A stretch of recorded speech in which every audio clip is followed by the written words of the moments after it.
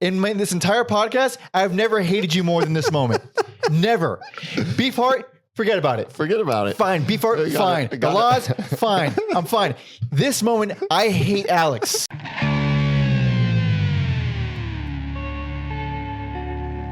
Welcome to Every Album Ever with Mike and Alex. My name is Michael Mansour, and I'm joined, as always, by my enlightened co-host, Alexander Volts. Say hello. Hello. This is Every Album Ever, the podcast where we listen to every single album in the world, one artist at a time. That's a whole new discography per episode.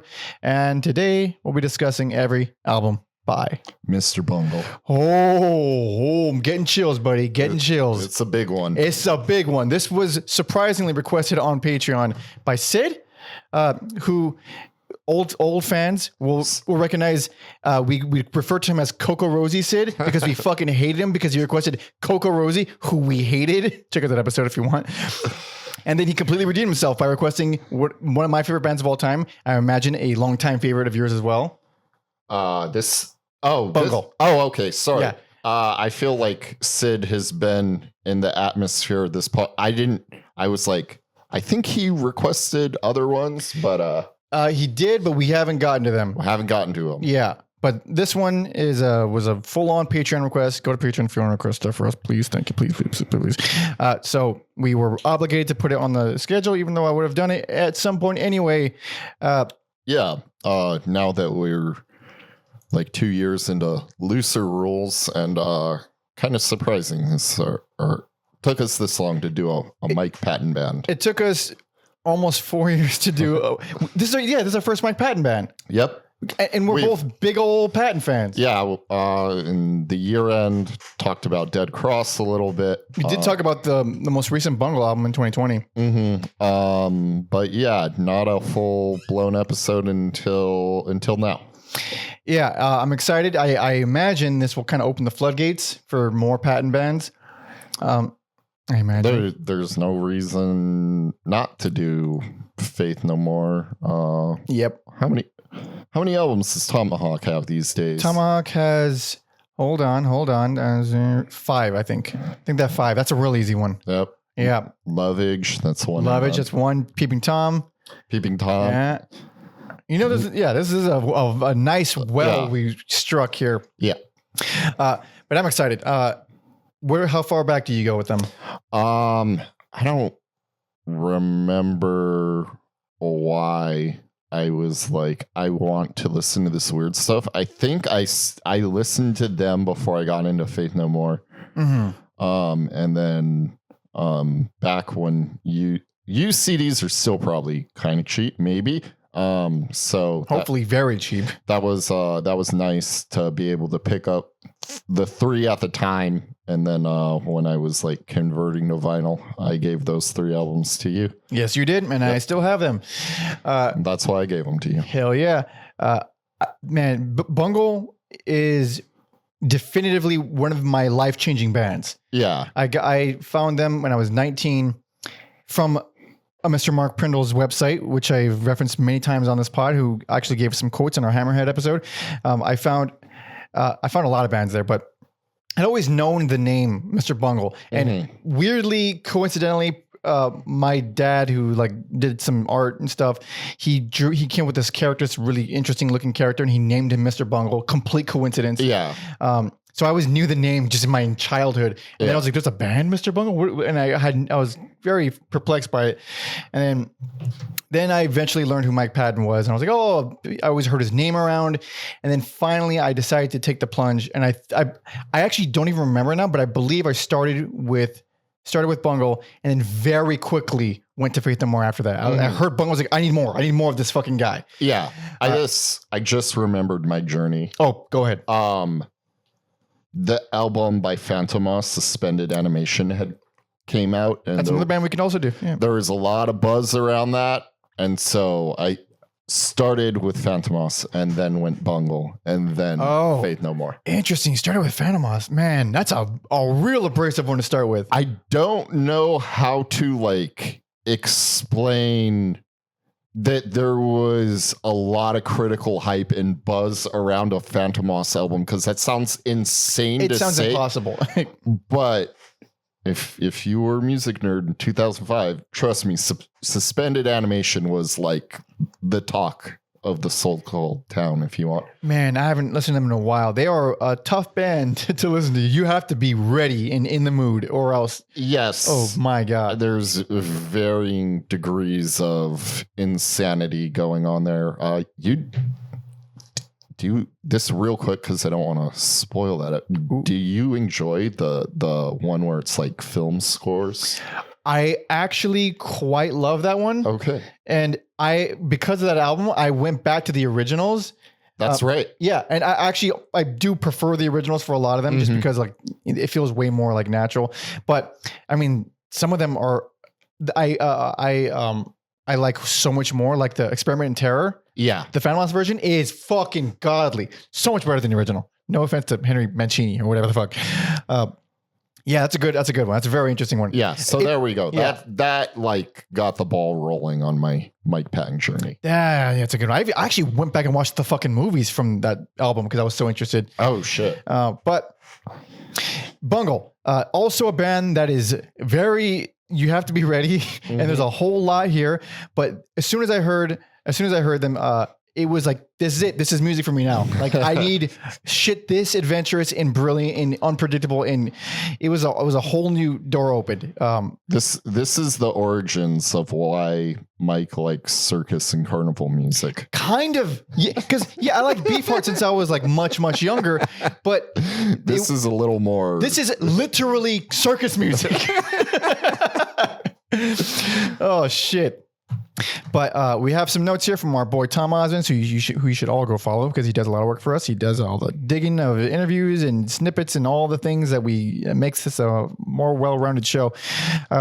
He pulled us some stuff from the Bungle Fever website, from Trevor Dunn's website, an interview with Trey Spruance, my favorite guitar player in the whole world, from the Vinyl Guide podcast, and an interview with Mike Patton from Consequence of Sound. So, the core members pretty much. Although there is one other core member who is, notably missing from the reunion lineup, who I don't know I'm bothered by that, but also I get it, but also I'm still bothered by that. We'll get into it more.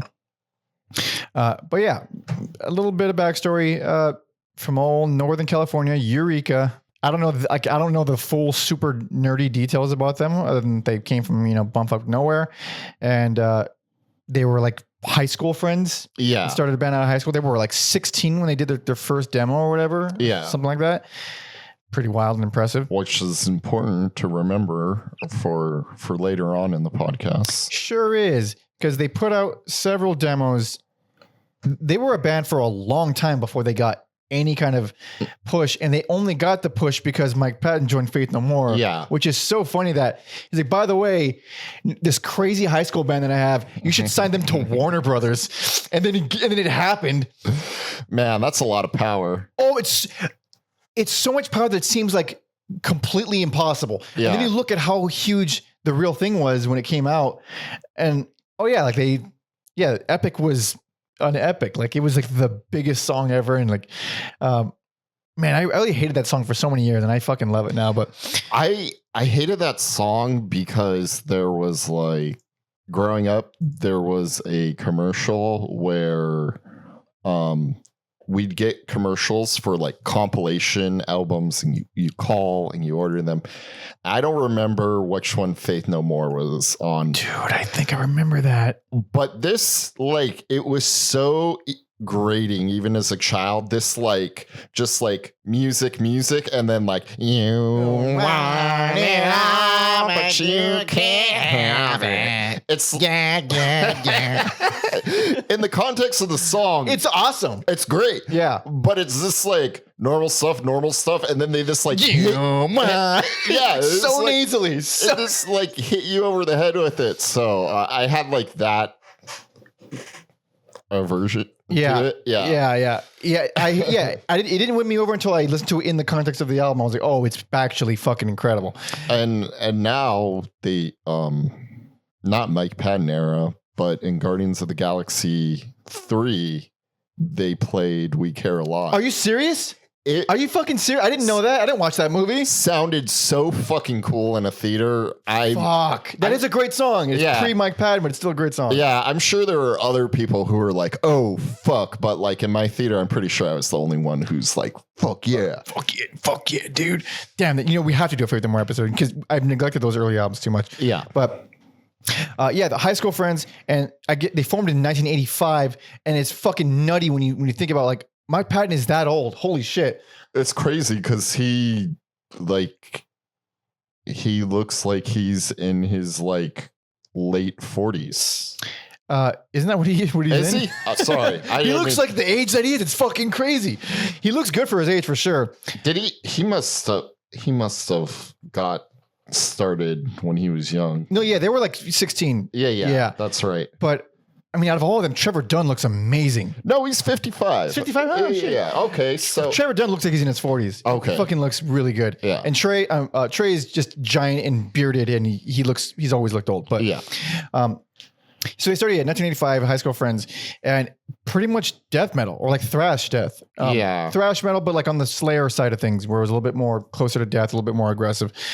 And then they got longtime drummer, their drummer, Danny Heifetz. Mm-hmm. And this guy, I mean, he didn't join till like 89. So, but like as soon as he joined, that was, it feels like the start of Bungle. Yeah. That dude is just a fucking man. I mean, one of the most underrated drummers of all time. Yeah, I would agree with that. I would just say the, entire band sans Patton is this insanely underrated to be able to compose these insanely wacky things. I think even if people don't like the music, you do kind of just have to be like, you have a crazy brain to be able to do this stuff. To think of interrupting your song with this particular insane sound that you can't even fathom how they made that sound. Mm-hmm. And that happens countless times over the course of one song. It's just baffling how they wrote this stuff. And the driving writers are Trevor Dunn and Trace Bruins. So like Trevor Dunn doesn't get any credit as a songwriter, and some of the fucking best songs are all him. Yeah. It's crazy. Like easily one of the most underrated dudes of all time. And Trey, obviously I'm wearing a Secret Chiefs 3 shirt right now. I fucking love Trey. And I love him as a guitar player. He was a bona fide shredder at 16. And then later on in Secret Chiefs, you don't really hear him shredding. You hear him playing guitar like Eastern instruments. You hear him playing it different, like using these weird techniques. And I saw them live and I saw him doing all this crazy stuff. Like, I want to try that. And it's fucking so much harder than just shredding. Yeah. Like, it's like really advanced stuff. He's like a really brilliant musical mind. And then you throw in the Patton in his, he's a psychopath. He's a complete vocal psychopath. In addition to being like a truly brilliant vocalist. It's also crazy how he gets his due, but also he still feels underrated somehow. He's like the superstar of the underworld or the underground, music underground. He's like the king of the underground, but there's still so many people who don't know him and don't realize, like, you realize how fucking amazing this guy is. Like, I saw a weird comparison online. If anyone follows wrestling drama, I'm not going to get into all the lore, but someone was like, CM Punk is Mike Patton if he cared about being famous. And that kind of helped me like put things in perspective. Interesting. Yeah. Yeah. Patton doesn't seem to care about much. He just does what he does. Yeah. That's why we love him so much, probably. But if that dude cared about being famous, I think there'd be way more feuds. Probably. Because, there's the notorious feud with Anthony Kiedis of Chili Peppers. Mm-hmm. I've, of course, gone on record many times hating that band. And this feud is only slightly the reason I hate Anthony Kiedis. I kind of find him a little generally pretty off-putting, but his response to Bungle always making fun of them was so bitch and so like insecure. The way like he had them kicked off a tour because he's like, no, I don't know. Yeah. It's just like, really? You're that threatened by Mr. Bungle? Like they sound nothing like you guys. You know that, right? Like, yeah, and the jokes are pretty funny. Like a lot of mocking his heroin usage and drawing Anthony's tattoo on their backs and stuff. And like, it's just, I don't know, it was very silly and fun, but that dude took it really seriously. He took it really seriously. For a guy who makes, like Chinese noises in one of his hit songs, that's different time. Is it different time? that's pretty funny for him to be that serious. I suppose. All around the world.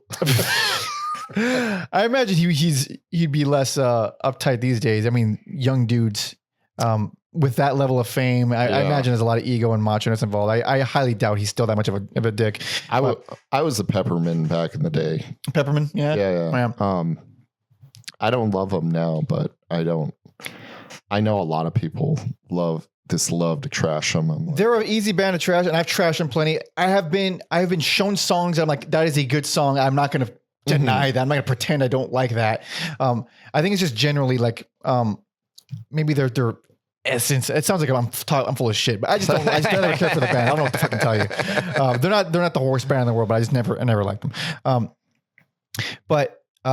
So how do we get in this thing? So back to the origins, they had a lot of kind of in and out members even early on, but they've always had a lot of non-rock. I mean, their first demo was fucking death metal, thrash, mostly more thrash than death metal. And then afterward, they brought in, who did they bring in? Fucking Theo. How do you pronounce that name? Lengyel, Lengyel, on saxophone, clarinet, keyboards. And that's like a recurring thing. The saxophone, the clarinets, as well as the brass. You got fucking Luke Miller, who joined in '87 on tenor, sax, and trumpet. Multiple trumpet players. Scott Fritz was also from '87, although he didn't stay very long. I think the first drummer was Jed Watts, who was there for 2 years, and apparently was a guest in 2020 during one of the performances. That makes sense since that's all they're performing as of late. Yeah, it does make a lot of sense. So '89 we get Danny Heifetz on drums, and I guess trumpet as well, which I didn't realize until right now. And Clinton Barr McKinnon, longtime saxophonist, clarinetist, keyboard. So he's like their guy once everything is kind of settled. '89 seems to be when everything settles. There's something in the air lately about a killer saxophonist, it feels like. Oh, yeah. I think we've, as a society and a culture, have delegated saxophone to be this one shitty thing. And now it's not shitty, but it's either like super over the top sexy and ridiculous or jazzy. Or there's people like the Comet is Coming and they're killing it. And Comet is Coming. I'll put Black Country New Road in there where it has this more kind of a melancholy romantic feel to it than I've ever heard from saxophone before. It's coming into its own, this whole saxophone instrument or something. So first demo was The Raging Wrath of the Easter Bunny, which came out in 1986. And we'll be returning to that. If you know anything about Mr. Bungle at all, you know that they returned to that, and they returned to that very recently. In 1988, they recorded Bowl of Chili. I'm sure that means chili, just spelled funny. 88 was that one. And then 1989 is when they put out Goddammit I Love America, as well as OU 818, which is a nice little play on the shitty Van Halen album. Oh, yeah. Which was Alex's worst Van Halen album. You can check out that episode. Fuck, that fucking sucked. Why Can't This Be Love still a banger? I'll stand by that song to the death, dude. I'll stand by that song to the death. Those demos kind of circulated. I don't remember which demo it was, but one of them was how Patton got the Faith No More gig. Yeah. So that's pretty fucking astounding. Like that Bungle is why he got Faith No More, and then Faith No More is why we have Bungle now. Mm-hmm. It's a nice little circle of things. But in this episode, we're skipping the demos because they are, I mean, they're worth seeking out. They're interesting, but they are demos. Yes.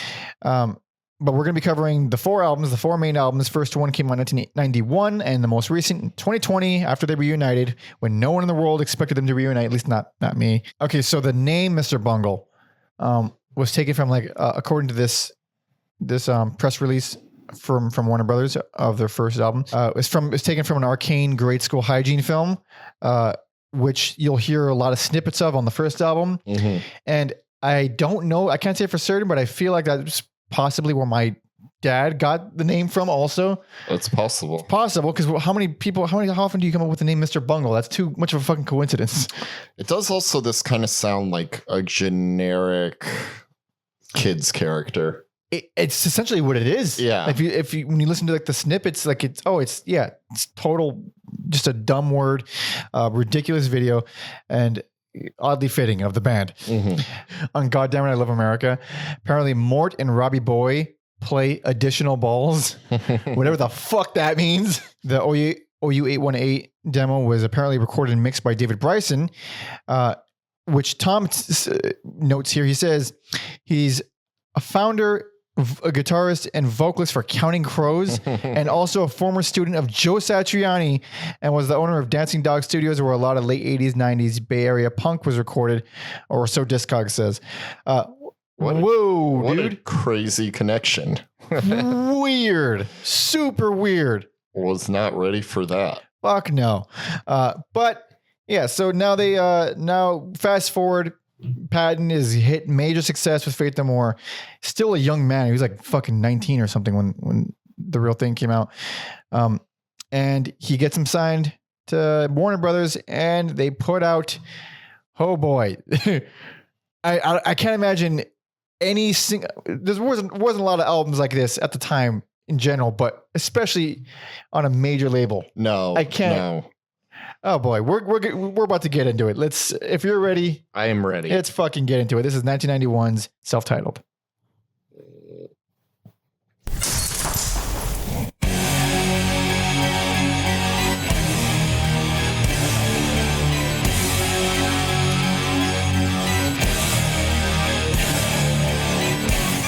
And to think that it gets way more circusy than this on this album is already hilarious. A very evil, stabby.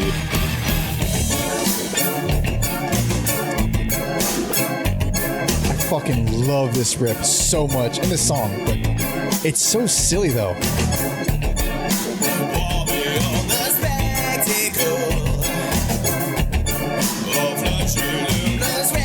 This album, I think, has maybe my favorite version of Patton's voice. Really? Yeah, I love the way his voice sounds on the whole album. It's not quite as nasally as the real thing, but it's like in the middle ground of it. It's before Angel Dust. It's like this middle point. Contortions that he can't recall. Torso on a trampoline. Happiness melts into dreams. Listen to the Doors. I know. That jazz break is so normal to me now at this point because I've heard it so many times. But yeah, that's like three like conflicting things thrown in this nightmare circus music riff.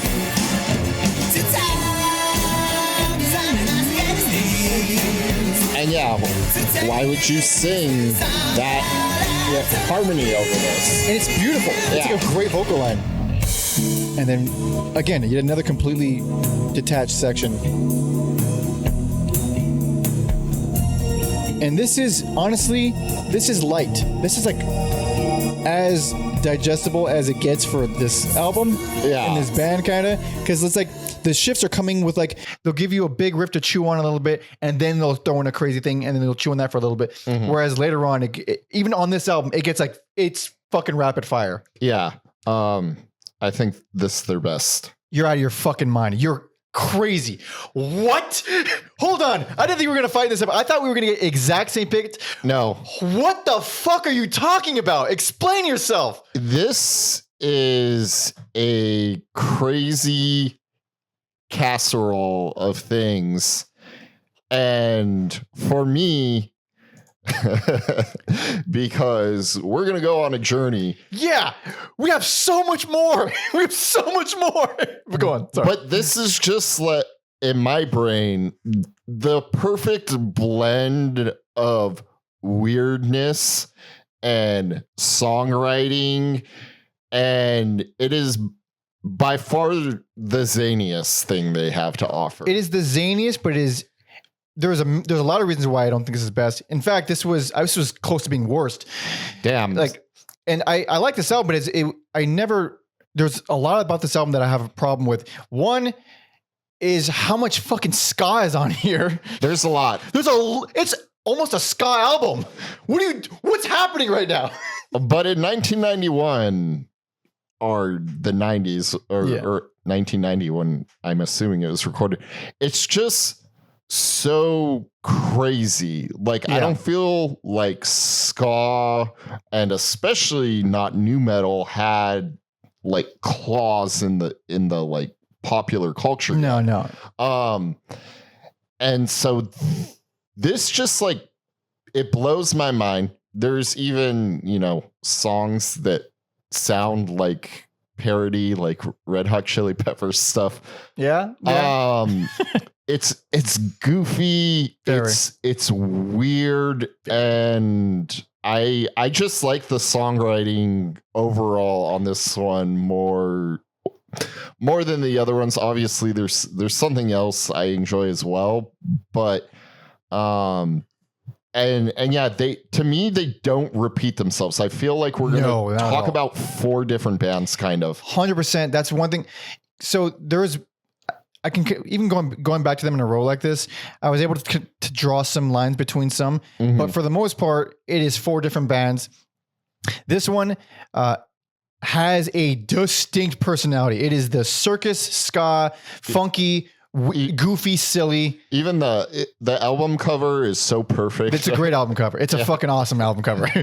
I was really surprised, but I shouldn't be, to find out a lot of people in nu metal like this album. Oh yeah. And there's no hip hop on it at all. Yeah, there may be some. There's some DJ fast scratches. I don't remember any DJ scratches, but all I could think of is Patton's vocals in Squeeze Me Macaroni. Yeah, but I'm just like, oh, well, that's nu metal in a nutshell, that they took all the wrong lessons from everything and then made nu metal. That is exactly what nu metal is. It's taking the wrong lessons and making music out of it. Yeah.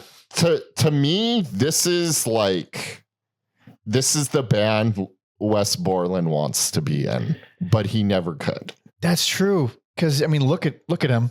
When I saw Danny Elfman, I was surprised he was a guitar player. Oh yeah, so he definitely has the chops. Yeah, he definitely likes cool music. Definitely.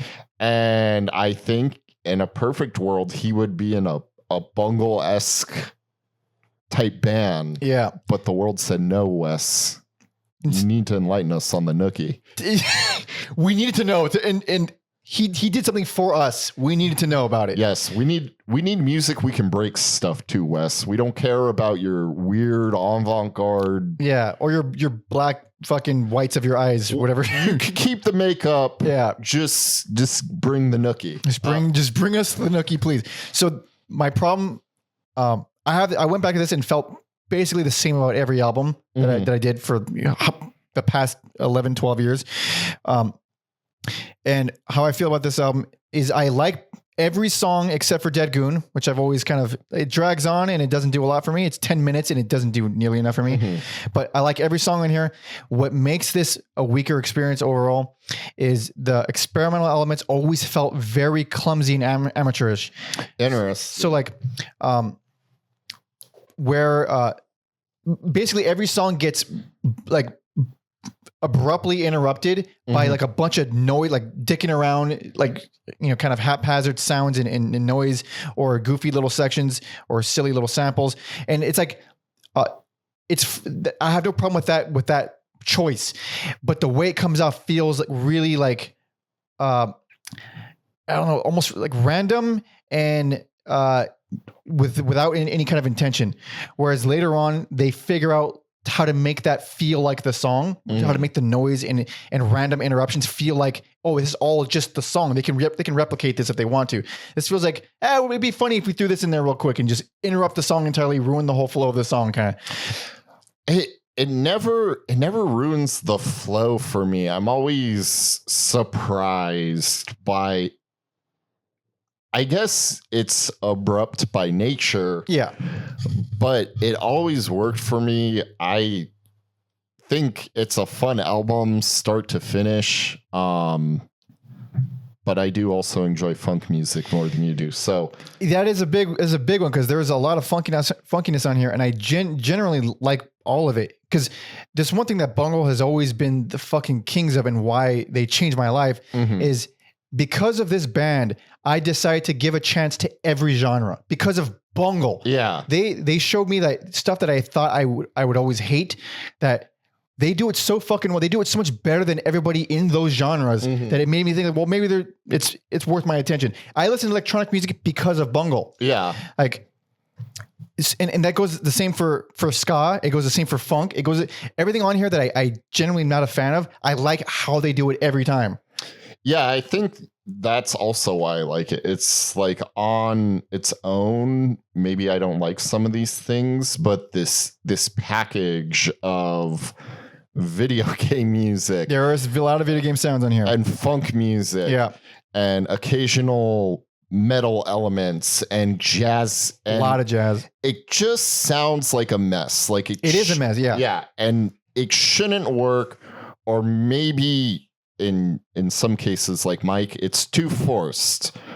But I was surprised I picked this album as best as well, because I think everyone listening to this is surprised you picked it as best, dude. It just sounds so good to my ears. There is a lot of stuff that is truly spectacular. That actually I did come up with something different this time around.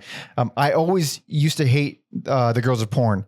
I always thought it was like ridiculous, over the top, sleazy, annoying. Oh no, that song rules. It fucking rules. It sounds like Marvel vs. Capcom 2 music. Yeah. It's been stuck in my head for the past 3 days. Also, more satanic funk music. I don't know why that's not, well, I do know why that's not a thing, but there's a band called Twin Temple, and they do like satanic doo-wop, which is close, but not hilarious. The same. But satanic funk music is there's this Girls of Porn, and that's it. It's really the only song. And then you get shit like My Ass Is on Fire, which is hilarious, but also like the heaviest thing on here, and it kicks legitimate ass. But then it has this whole 70s detective funky section with these really ugly vocals. I think that's the most versatile song in terms of like how many places it goes. It goes a lot of places. Stub-a-Dub might be my favorite song on the album. No, I can't say. I like a lot of songs here, but it's one of them. That one especially made me think of what's his name? Danny Elfman. And this kind of, well, if it has happened, let me know in the comments. Like, how have Danny Elfman and Mike Patton not really work together? There is certainly some overlap. In the what they do. Oh, there is for sure, and I'm sure even musicians to a certain extent. But I'm just like, they kind of seem like one and the same. A little bit, yeah. Dan Elfman is definitely more of a composer. Patton is more of a weird man, but there's a lot of you see a lot of value similarities there. And Stub-a-Dub is like, it's basically psycho carnival ska. I mean, and then moments of circus Latin. I don't know what to fucking call most of this. A lot of it just has the word circus in front of it. And some waltz. Yeah. Some waltzy elements in that one. I guess while we're talking about Danny Elfman, I like Egg. I was just about to go into Egg, yeah.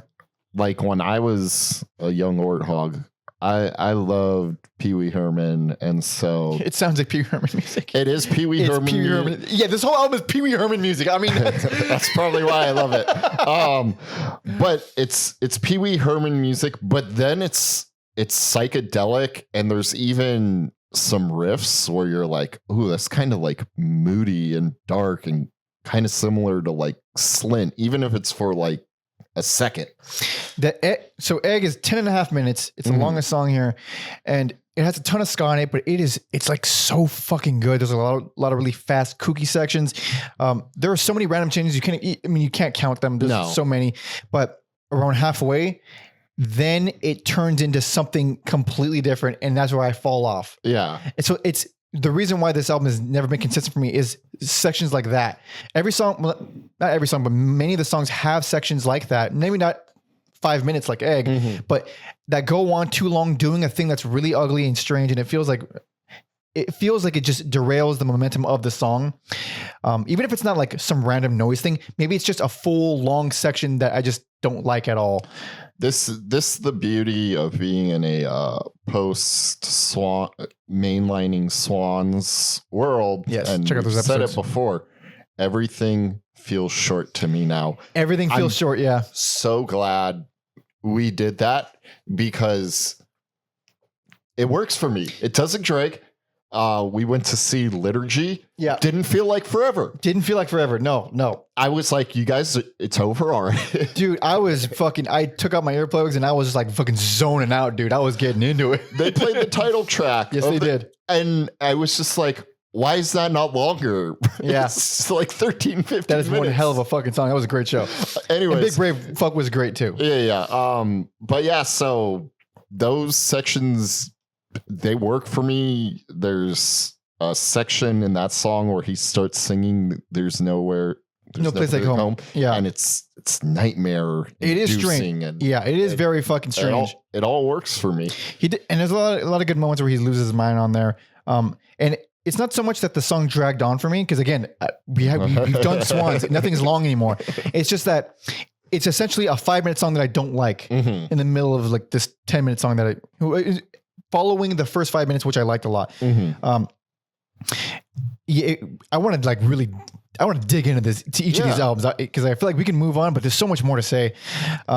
Squeeze Me Macaroni is one of their most famous songs. For some reason, I don't know why that one. That's the one all the simpleton. Well, I hesitate to even call them simpletons. Like if they like this album, but I feel like that's the track what that song what it is it's like with Ween, the song they're famous for, Push a Little Daisies. Okay. So that song was like their first hit, and it's like that one.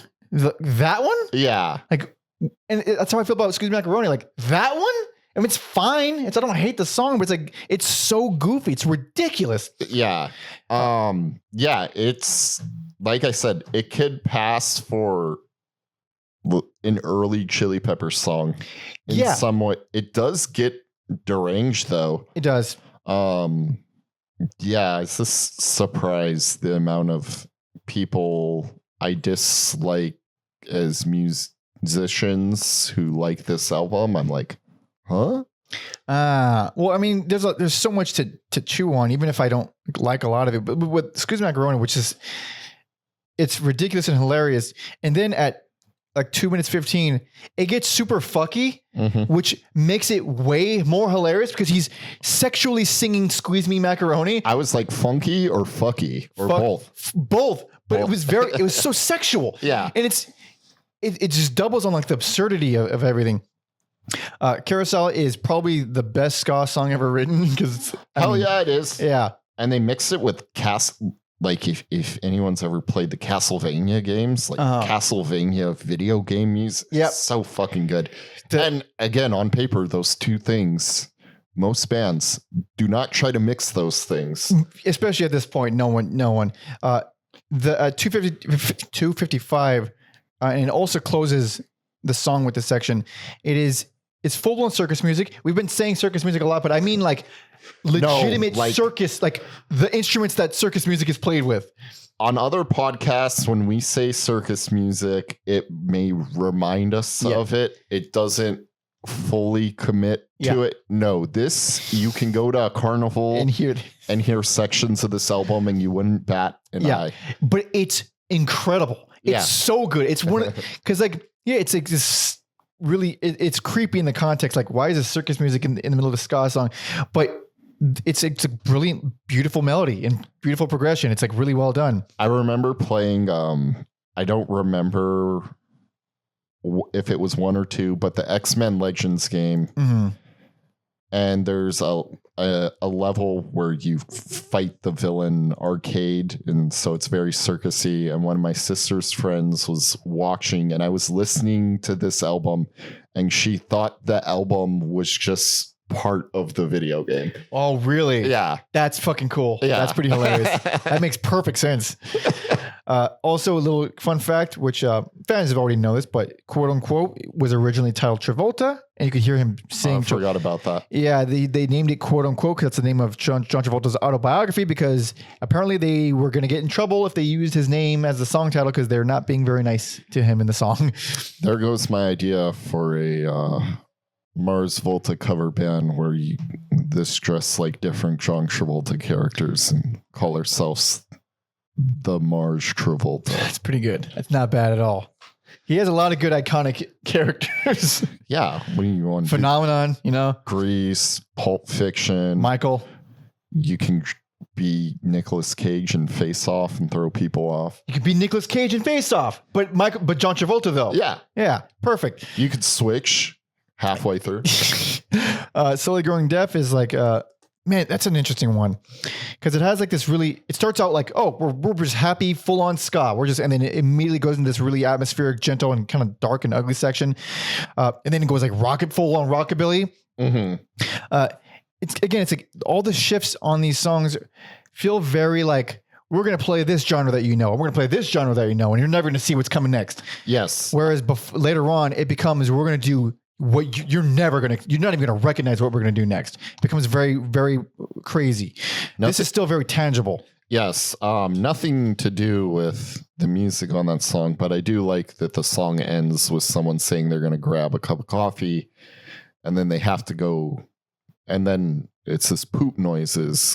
Oh yeah. And that's another thing about this album that I don't like, not just because you're hearing shit noises at the end of a song, which is kind of off-putting and annoying. I want more. He wants more shit noises. Yeah. But it's a lot of what I feel like they're trying to do, this is what it seems like they're trying to do, is have these kind of, experimental transitions. Mm-hmm. And they go on for a long time. Like this little, like, again, even the snippets of the original video where they got the name Mr. Bungle from, those go on for a long time. Like the sex sounds, they go on for too long. There's so many things where it's like, if you're trying to like bridge the gap between songs with this crazy, weird, kooky, funny stuff, you only need a couple seconds and to kind of move things along. So it ends up, everything feels like a wrench. This whole album feels like just wrench after wrench thrown into the pacing momentum, which is why I have trouble sitting through the whole thing. It's also a long album. It's their longest album. Obviously I disagree. It is a zany journey that I'm down for. Start to finish. Alex's best indeed. And at this point in time, like they perform on stage with the masks and a lot of the clown get up. Mm-hmm. They covered like a medley of all the Super Mario songs. Hell yeah. Fucking the main one, yeah. the water theme, the fucking, like I went from like Super Mario RPG. I'm probably making that up, but something like wait, where the hell did they get that song from? So yeah, they were a fun, kooky, crazy fucking band. And this is kind of where Pat, I think. And there's the Blue Velvet movie quotes on here too. Are they on here? Yeah. The Dennis Hopper character who puts on like a breathing mask. Yeah. Yeah. Baby wants to fuck. Baby wants to fuck. Where is that it? Where that? I didn't catch that. I noticed it, but I forgot to take notes, and then I saw the credits, and I was like, oh yeah, I forgot the Blue Velvet stuff. That's probably why I like it. That helps. Let's throw River's Edge quotes in here too, dude. I'm watching that soon, dude. I'm watching that again soon. Hell yeah. So I didn't fucking know this. Fucking John Zorn produced this. Yeah. I didn't know that when I was listening to this more often, but I looked it up. I was like, that makes sense. It also makes sense why he got Secret Chiefs to make that album for him, because I guess this is where he met Trey. Also, there is a turntable on here. I wasn't crazy. There it is, played by David Shea. I wonder where, because I've heard this album so many times. Yeah, I probably just tuned it out. I've heard it so many times. But that's incredible. He also played alto sax on what is it? Love is a Fist, which is very cool. So yeah, Alex's best, and a kooky, fun album. Not my favorite, and I am still baffled. But God bless him. God bless everybody. I didn't go into this thinking thinking things are going to play out the way they did. Neither did I. Yeah. Neither did I. But we have plenty more. We've spent a lot. I'm enjoying this. I love this fucking band. But on to the next one. There's quite a few gaps in between each album because I'm imagining because of the whole Faith No More thing and that taking up a lot of Patton's time. Mm-hmm. And also, this is a very interesting band, and I can't imagine that the first album sold that well. Yeah. It's strange, and it's kind of all coasting on his name because as soon as you hear that album, you're like, oh, I like Mike Patton. You fucking don't like the album, I guess, for normal people. Also good on that dude for crafting his audience to what he wants instead of just pandering to. Dude, that's what I love about him. Yeah. Because now it's like, oh, if you like Mike Patton, of course you like weird stuff. Where before, maybe that wasn't the case. It's become kind of synonymous. Yeah.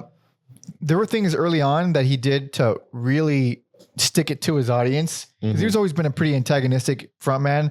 Not like to the level of Nick Cave in the birthday party where he would like kick people in the face when he was high on LSD. But like the story from, maybe I told it on the pod years ago at this point, a story that Buzz from the Melvins told where I believe it was Mr. Bungle took Melvins on tour with him. And I guess the audiences at the time were very shitty and they just wanted what they wanted.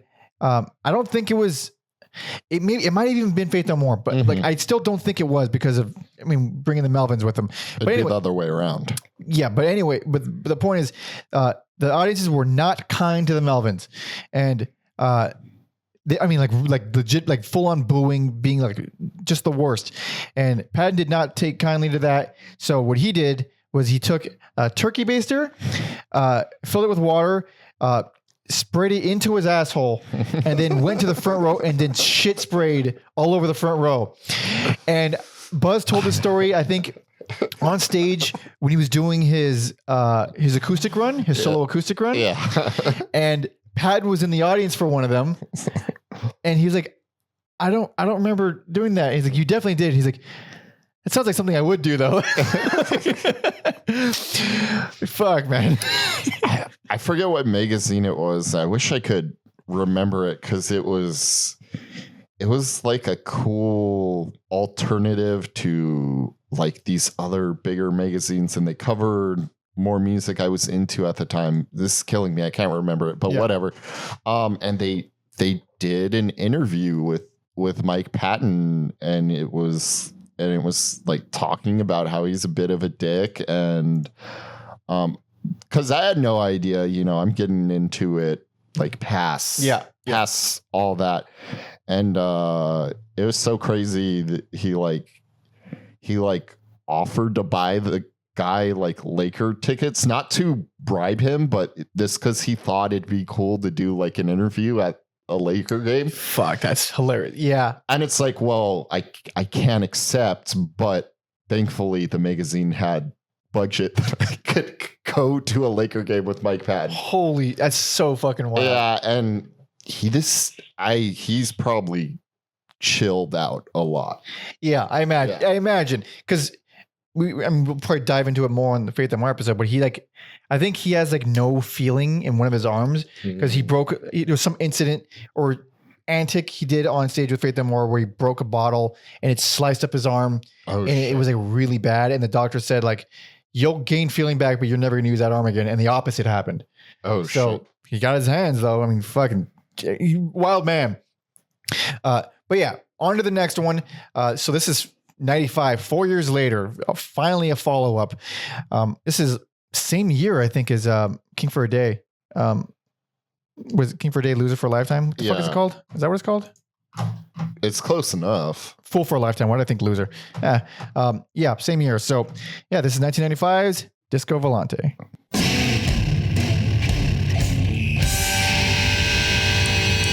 Crank it one more. On this song? Yeah. So they didn't do Sludge on the last album. No. But they're opening it with Sludge. Also, this is one of my favorite album covers. Easily, maybe my top favorite album cover ever. It's mysterious, and you can like look at it and try to figure out what's going on, but not really. Yep.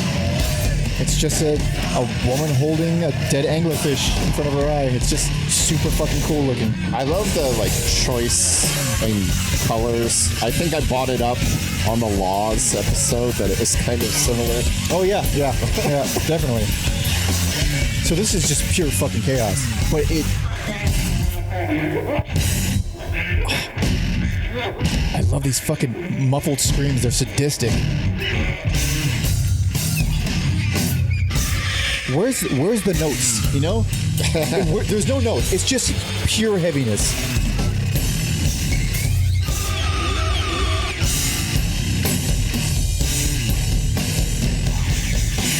This is insane. It doesn't get any more easy than that. The main riff does return, but Best personal favorite. I mean, by fucking the world, by the world. Like, this is not only one of my favorite albums of all time, this I think is one of the best albums ever made and the single greatest experimental album ever made. I think this is true genius, beginning to end. No one hate me. You're out of your fucking mind. Whatever you're going to say, you're out of your fucking mind. I like this album. But worse. You're simply incorrect. You're simply wrong. Everything about you is wrong right now. This entire podcast, I've never hated you more than this moment. Never. Beefheart, forget about it. Forget about it. Fine. Beefheart, fine. The Laws, fine. I'm fine. This moment, I hate Alex. And I think everyone watching hates you too. I think I can safely say that. I can't be alone. I think you're alone. It's true genius. It's true genius beginning to fucking end. State your case before I tear into you and go so hard. Funny for someone who traditionally doesn't like dicking around on albums. Yep. There's so much. I can back up everything you're going to say. And like, this is really, to me, feels very like free form. And I think it's cool for what it is. But, you know, I would listen to this over something else, obviously, but keep going. I'm ready to tear it all down. Keep going. Yeah, it's just it's a collage of sounds which I enjoy, but I can't recommend it to too many people, and I can't like throw it on over other things. So that's how I came to the conclusion. So not only is this not worse, but the reasons you're giving worst are fundamentally incorrect about what this album actually is. I think from a creation writing standpoint, It's not a collage and it's not freeform. Everything here is insanely deliberate. These songs are written that way. Yeah. That's what makes it fucking brilliant. So it's then in that case, it's the same reason I don't love Beefheart. So here's the thing with it's impressive. So here's the thing with Beefheart. Beefheart, for sure is impressive. Trop Mask Replica. Obviously, we're talking about Trop Mask Replica. But the thing about that is it's literally four dudes playing four different songs. It's like the symbiosis on this album is incredible. It's them all coming together with the moments that line up. There was a lot of them on Trop Mask Replica. It's weird how we're talking about this album with that one. I don't think that's weird. But they do. The reason why I think it's weird is because the moments where they lined up on that album were pretty like sparse. Most of it was pretty herky jerky and like I love it, but it's very difficult. The moments where they line up on here is so frequent. There are full songs where everyone is just together doing a crazy thing that blossoms into this very tangible song. Even though it has a lot of interruptions and a lot of crazy noises and experimentation, it all feels like part of the song. Like one example, in Violenza Domestica, which is fucking incredible. I can't separate the sounds of the knife sharpening from the song. Like those sounds are a part of the song for me. Yeah. And again, it's just experimental, soundscapes thrown in there. But that's not even taking into account the actual songwriting, which is, I think, truly impeccable. So the opening track, Everyone I Went to High School With Is Dead, which is a hilarious title. It's pure sludge. It's chaos. It's setting you up for noise and madness. It's kind of an outlier. We don't really get that heavy. We don't ever in the rest of this album. The following track is Chemical Marriage, which is more circus Latin, and it's the spacey vocalizing, but it's jazzy and it's really intricate and it's tight as shit. It's super musical. So for listeners who haven't heard this, just put on Chemical Marriage. Remember what we just heard, the fucking madness that we just heard. And this is the follow-up. You meant me. I thought you meant like listeners. Oh, no. I would right now. I would like to walk into an elevator one day, and instead of like the normal music, there's this. So we just sat through insane sludge.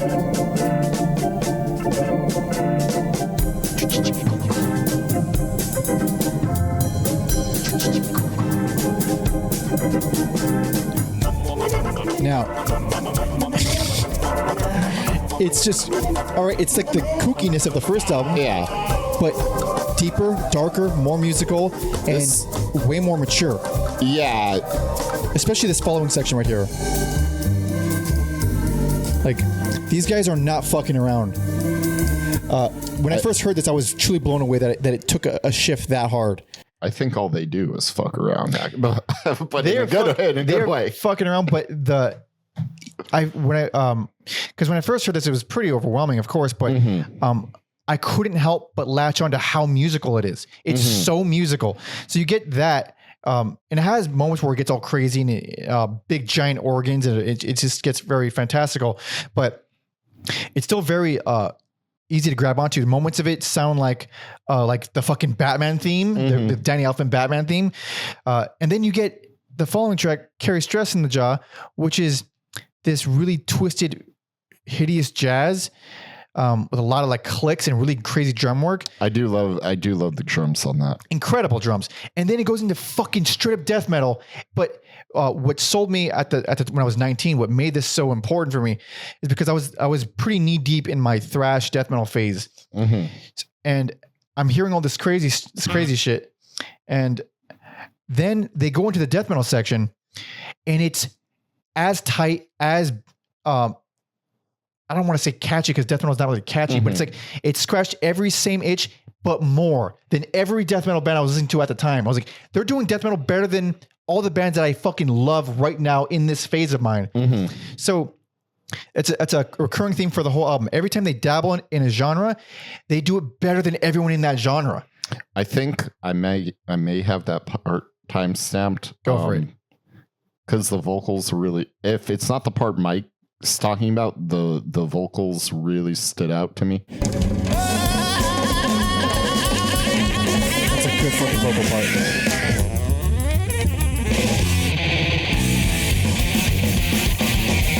God damn.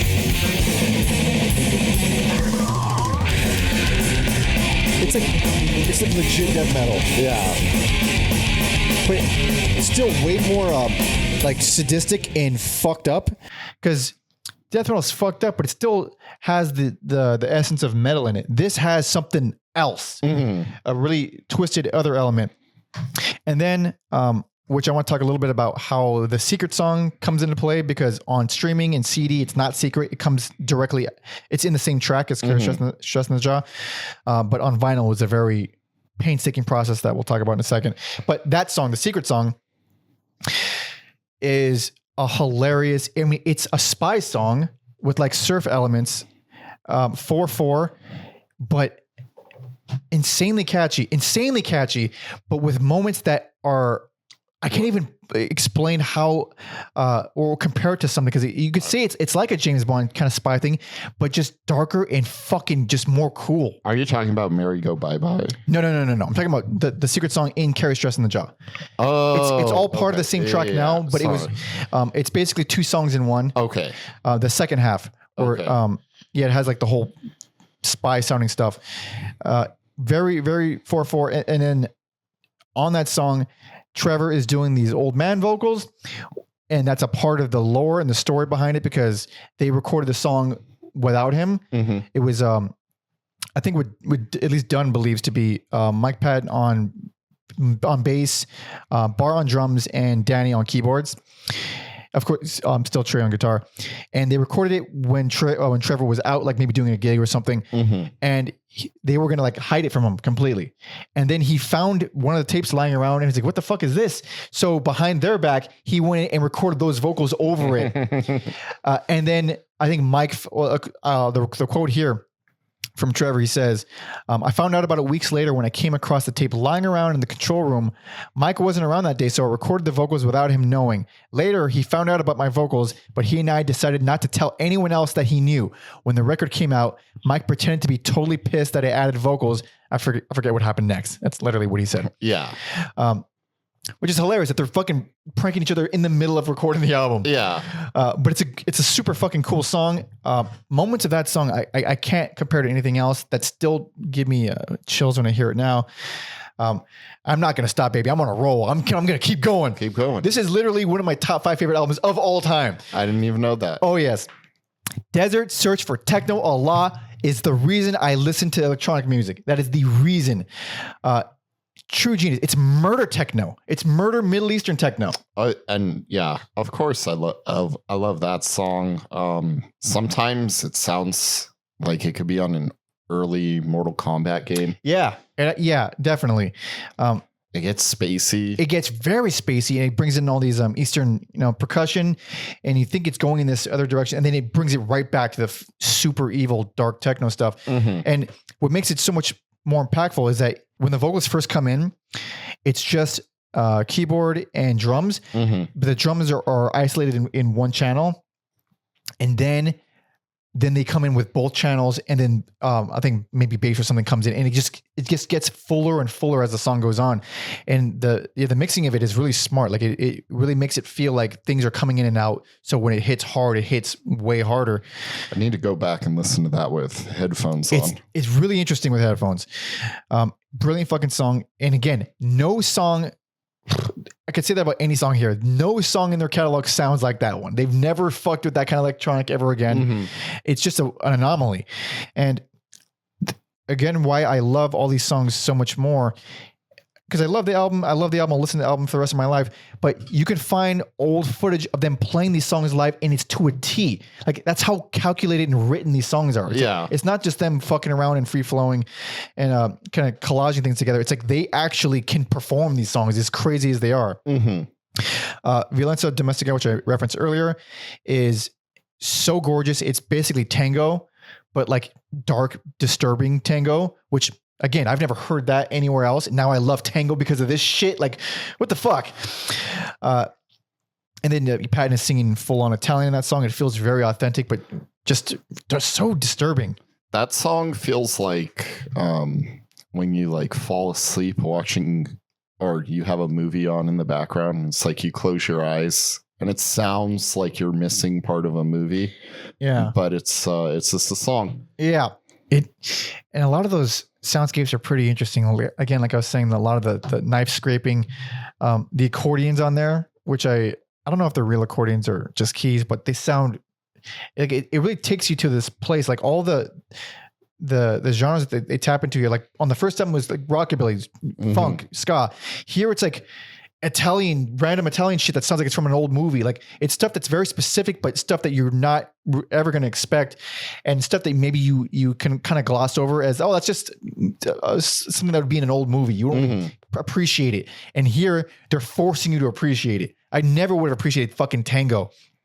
Mike Patton doing ASMR in the 90s. Doing that a lot on that song. Right up in there. After School Special, which I imagine you do not like, if I had to guess. It's pretty funny. But yeah, the album, kind of started losing me around. Oh, you're crazy. It only gets better, baby. So After School Special is like the first stab at like regular alt rock. Yeah. And even then it still feels like really off, and it has these creepy organs. I don't know who's singing that. It might be Trevor singing. I don't know. But it's like, I remember when I first heard that thinking like, those riffs are just so good that I would normally not find this that interesting, but it's just such good progressions that I like. This is still good. And then this fucking Latin riff comes in, gives me fucking chills. It's so good. It's so well written and beautiful, and it comes in out of nowhere. And again, it's this weirdly Latin sounding thing in the middle of this kind of alt rock song, and it fits. It doesn't feel like you're we're gonna trick you. We're gonna do this crazy thing. It all feels like it's part of this thing that's very intentional. What you were saying about the first album is how I feel about more the back half of this album, where it feels like we're going to shoehorn as many things as possible. I know it's not shoehorned, but to my ears, some of the songs later on more so, but I still have more to gush about, like Phlegmatics, which again shouldn't work, and a lot of it is so ugly. It's just high speed with these really, really ugly vocal lines. Just kind of, I think that's my least favorite song. It's not mine, and the reason it's not, I can see why it would be, but what I love about it is the moments where that dirty bass comes in and just gung, gung, gung, gung, and it slows down and it turns into this really plodding, really dark sort of I don't know. It sounds like it's pulled straight from a horror movie. Basically the moments where it's not the song are so good that it makes me love the song. That's like the experimentation is I feel is completely masterful, and I've been waiting this whole episode to talk about this next song, Mamishka Mau Squaz. Mau Squaz is Danny Elfman on bath salts. It's fucking brilliant. It's truly brilliant. Where I could put that on for anyone. They'll be like, I don't know what this is, but I'm entertained. Nickelodeon shows would never do, but they might. Why would Nickelodeon shows? I thought in like, is that what you thought of? I thought of like that era of like, I use the shit out of Ren and Stimpy music, so I'm going to stop. But you know, that era of like Ren and Stimpy and Rocco's and Real Monsters. So I think someone could slip this in like one of those TV shows. I think it's way more sadistic than that, just because like it revolves around the saxophones. Well, there's so many, like the majority of there's so many like bits you could there's a lot of bits out.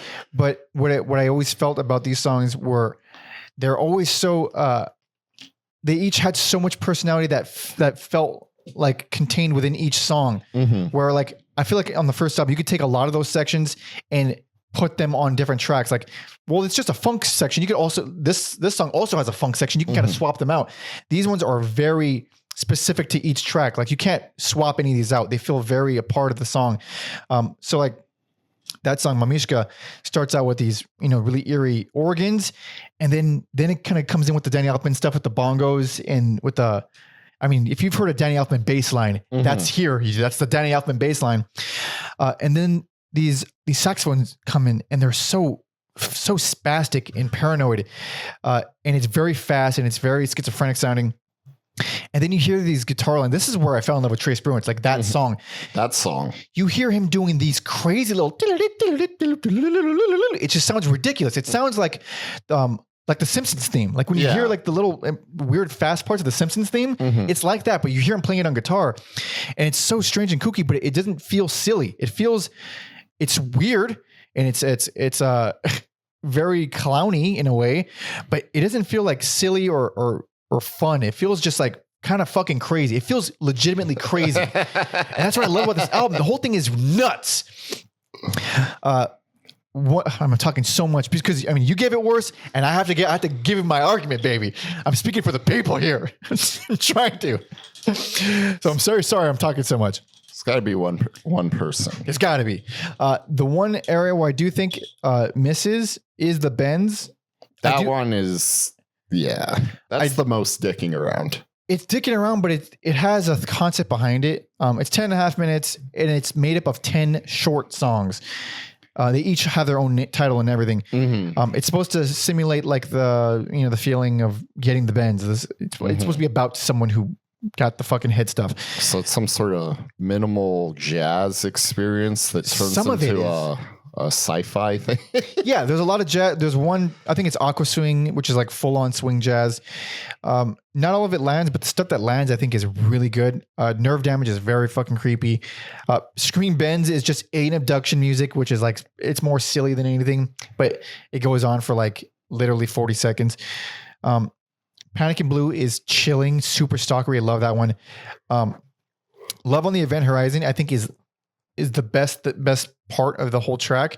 It's legitimately beautiful and it's still very creepy. The whole thing is very lo-fi. Sounds like it's underwater, very intentionally so. And Re-Entry, the very final part of it, in the final minute 40 seconds, it's horrifying. It's white noise that just builds and builds and builds, and it's painful and terrifying. And it builds up to just giant white noise and then cuts immediately into backstroking or backstroke in. I love backstroking. Does so kind of much. feel like an extension of the bends. Because it feels like it's like, all right, we're back. It's still lo-fi and it still has like this very old loungy jazz feel to it. But it's back to being a song. It's very short, but it's still very musical. And the section at 1:05, because it's a very short track, it sounds like a 50s or 60s elevator music or something. Very, very old sounding. And the reason I love this song is because the outro at 2 minutes 5, it's like, it lasts seconds. It's a very short outro. It is one of the most beautiful things I've ever heard. I think about that and while this amazingly gorgeous 20-second long section is happening, you hear him talking about jerking off, like into the mic, like it's ridiculous. It's ridiculous, but it's like, it's also beautiful. It's just fucking nuts. It's so nuts. R.I.P. Tim Buckley, licking stretch marks. He's missed. He's missed every day. Check out that episode. Much needed sex funk revival. There's only 2 songs left. We had to go track by track.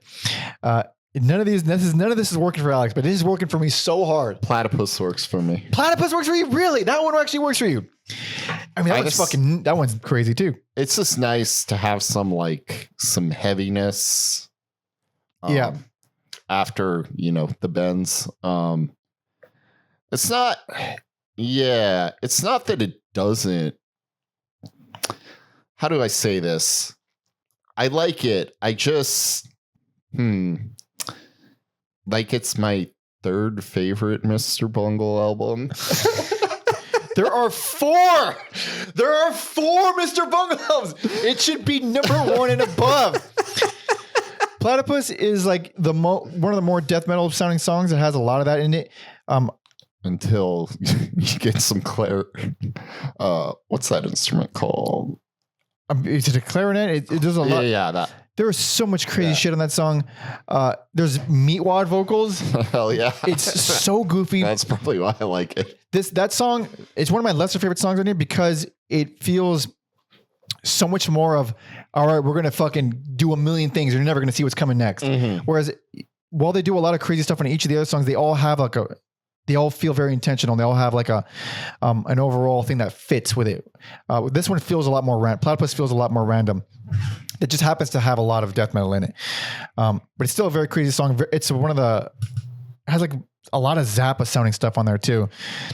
The closer, Merry Go Bye Bye, is a fucking perfect closer. I adore it.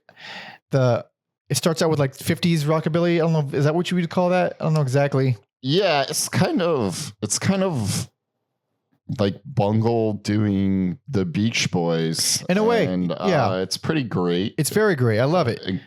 But until it's not, then it launches into, pure metal and noise. Pure death metal. And even the noise is musical somehow. Yeah. So it launches right into death metal. I mean, full on growls from Patton, and it rules.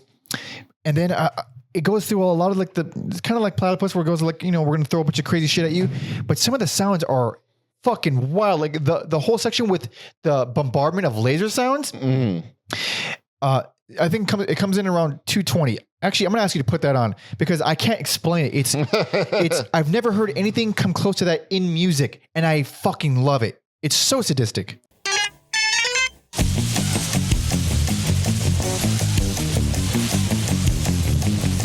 What is that? What the fuck is this? It's genius! How do you write that? How do you write that?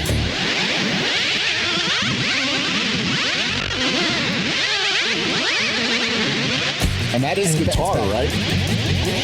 That riff? Yeah. It's guitar and bass. Yeah, It's both guitar and bass. They actually wrote that. Fucking line. Yeah, I recognize what the bass, but yeah, that guitar.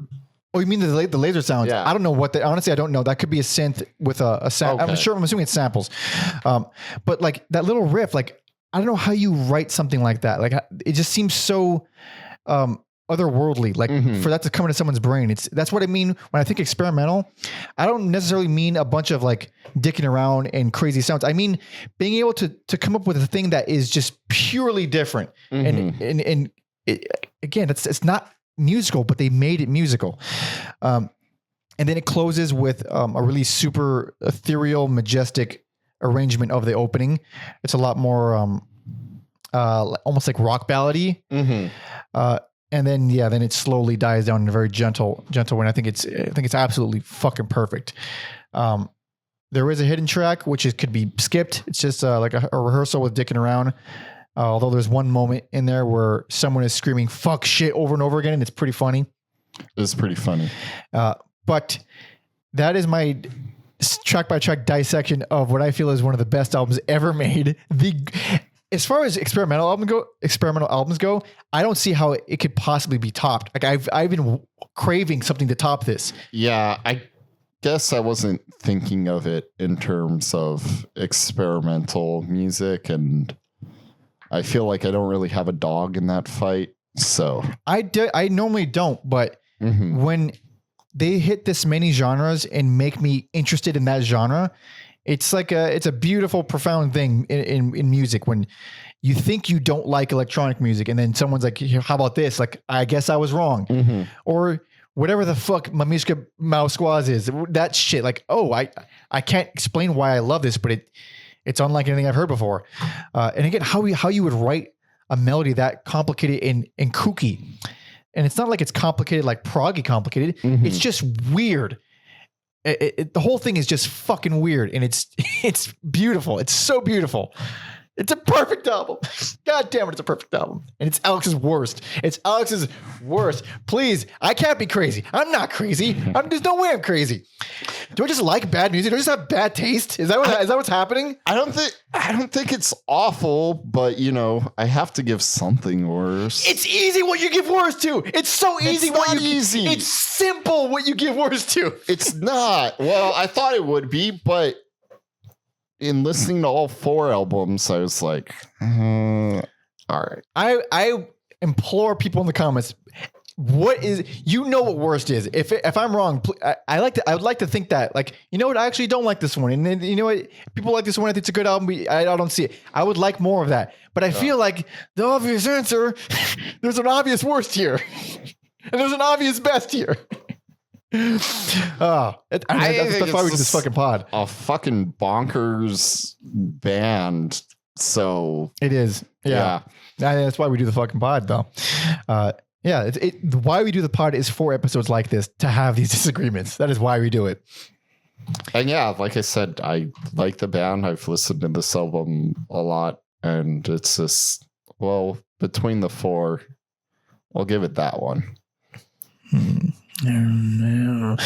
So this is some of the backstory, or at least like the little bit of the recording process. Trevor said he lived in a dog patch in San Francisco at this time. He says, my girlfriend lived in Florida, so we had a lot of time to sit around and write rock songs, quote unquote, which he cited Phlegmatics as a rock song.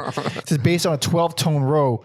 That is one abrasive fucking non-musical song, but he also says he says Trey was listening to his own collection of weird stuff as well. Exotica, electroacoustic, noise, Middle Eastern, techno. I remember him going to raves a lot back then, that's hilarious. Imagining Trey Spruance at a rave. I mean, look at the guy. He says Mike was really into Joe Meek, the Peter Thomas soundtrack to Rumpetrude. Fuck, how do you say that? Fuck, I would man, I can't. assume the back half is pronounced like ratatouille, like the two. Yeah, Rampatrouille. That sounds right. Okay, we'll go with that one. Kegel and the Tangos of Troilo. I don't know what the fuck any of this is. It makes perfect sense why this album sounds that way because I don't know what the fuck they were listening Listen to. random shit. They're listening to random ass shit. He says he would show up between tours to work with us and add his beautifully lo-fi input, i.e. the bends. So yeah, I guess this is written and recorded in between Faith No More tours. He says, with all this weirdness, I realized it was time to revamp Platypus. Danny, Trey, and I spent hours deconstructing and literally imploding the original arrangement to the point of superimposing the quote-unquote verse with the chorus. I think that's still my proudest lyrical input. And Barr finally stopped referring to Bungle as you guys and started writing for the band. Finally, I bet there's a lot of shame being associated with this band. So according to Tom, he says the Vinyl Guide podcast has several great interviews with Mr. Bungle related people, which is well worth checking out for any fans of the band. He says in the second part of an interview with Trace Bruins, there's a great story about making the original vinyl of Disco Volante. And this is why this album is fucking nutty and will never be made again.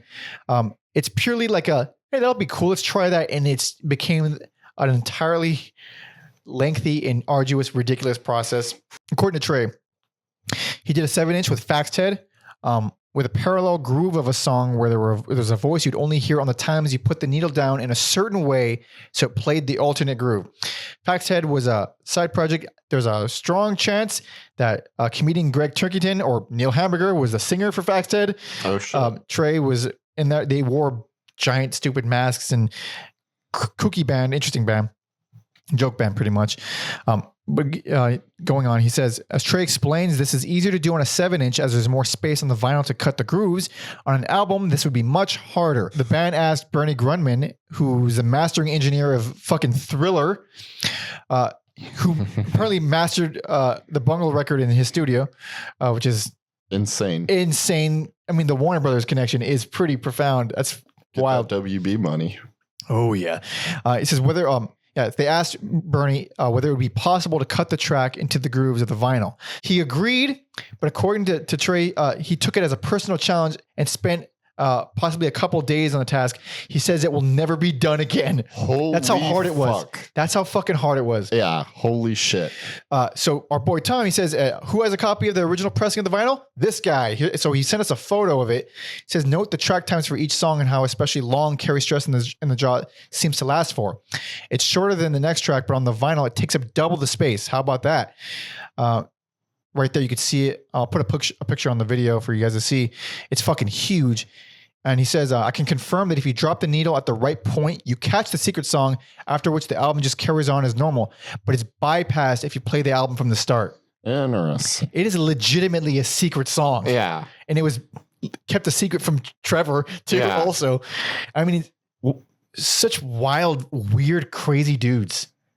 They're fucking mentally ill. They're fucking nuts. That's fucking nuts.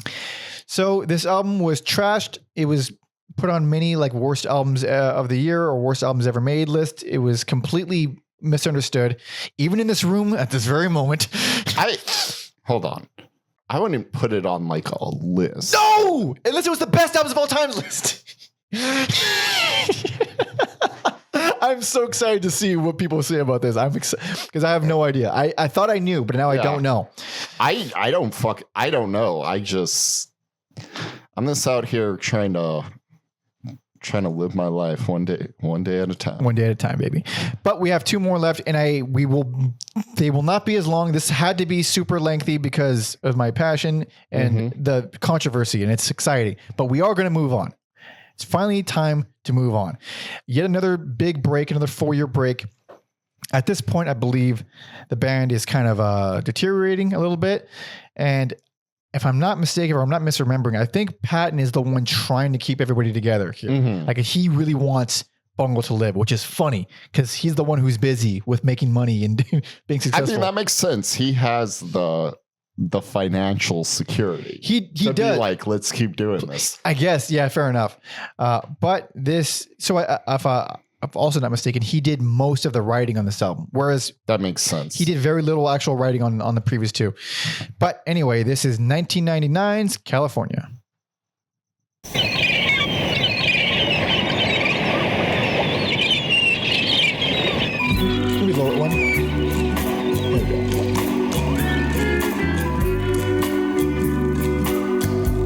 definitely not sludge. No. This is just tropical easy listening, baby. California, baby. Oh yeah. Come visit our beaches. Please. Or stay the fuck away from Or just stay, or just fucking not. And now Bungle is a completely different band once again.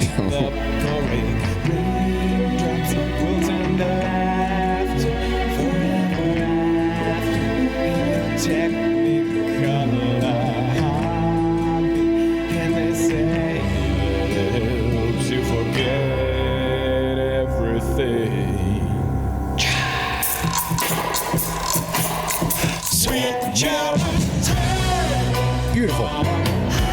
It's like crooner music. It's so fucking cool. I've always been a fan of Patton doing things like this, or Lovage.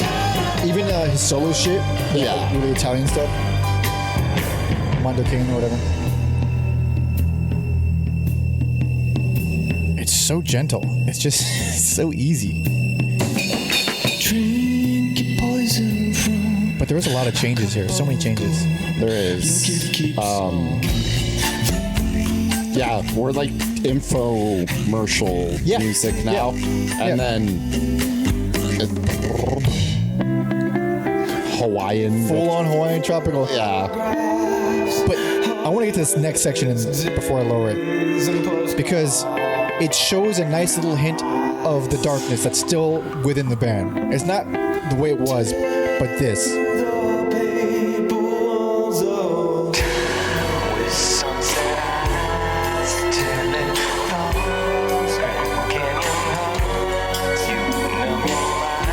There's still some ugliness there,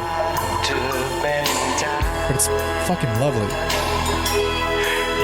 Fuck it, we'll get to the chorus. It's a great song. Just gonna listen to the whole thing.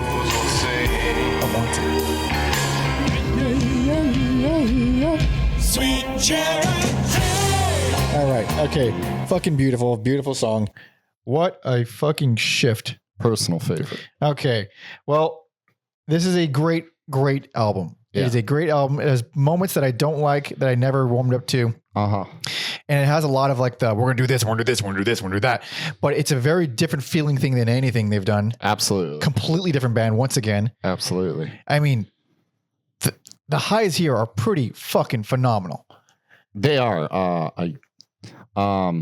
Yeah, it's totally different. It's almost not even, it's the same band, but it's almost not fair to compare these albums to each other. Yeah, because honestly, I did see a through line between the debut and Disco Volante.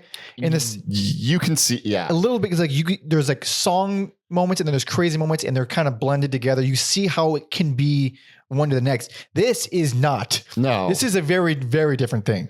Retro Vertigo. Beautiful. It's one of the most beautiful and sad songs I've ever heard. I don't even know what it's about. I'm going to keep it that way. Those lyrics, a lot of lyrics on this are very hard to dissect. They're really unusual, kind of conceptual, probably. Retro Vertigo it's absolutely gorgeous. It still has like a lot of ugliness and darkness in there, where it's like for sure, really bitter and unsettling, and then it fucking culminates in this really, really moving stuff as it goes on. I know doing concept albums or even songs about California is really like played out and boring, but you'll never hear a band do an album about California the way this is. You're talking about like some of that darkness. None of them knew they were robots. Killer. It's crazy because it's like rockabilly swing music, but at some point there's this paranoia to it, and it's so weird. I'm not even comparing it to music, where it's more similar to a good noir movie, where the deeper and deeper the character gets into the shit, the more fucked they are. That's interesting. It's like these specifically on that song, and I guess the album, it's like these layers get pulled back where you know, it's sunny California, and then it's Chinatown, baby. That song absolutely does feel like that, because when it returns to previous sections, they always return more fucked up than the first time. Like that song especially. And yeah, a lot of those really chilling, quiet, because the use of dynamics on this album is like, it's up and down. It's like, they'll go real quiet, real gentle on a dime. But yeah, it's like sci-fi rockabilly swing.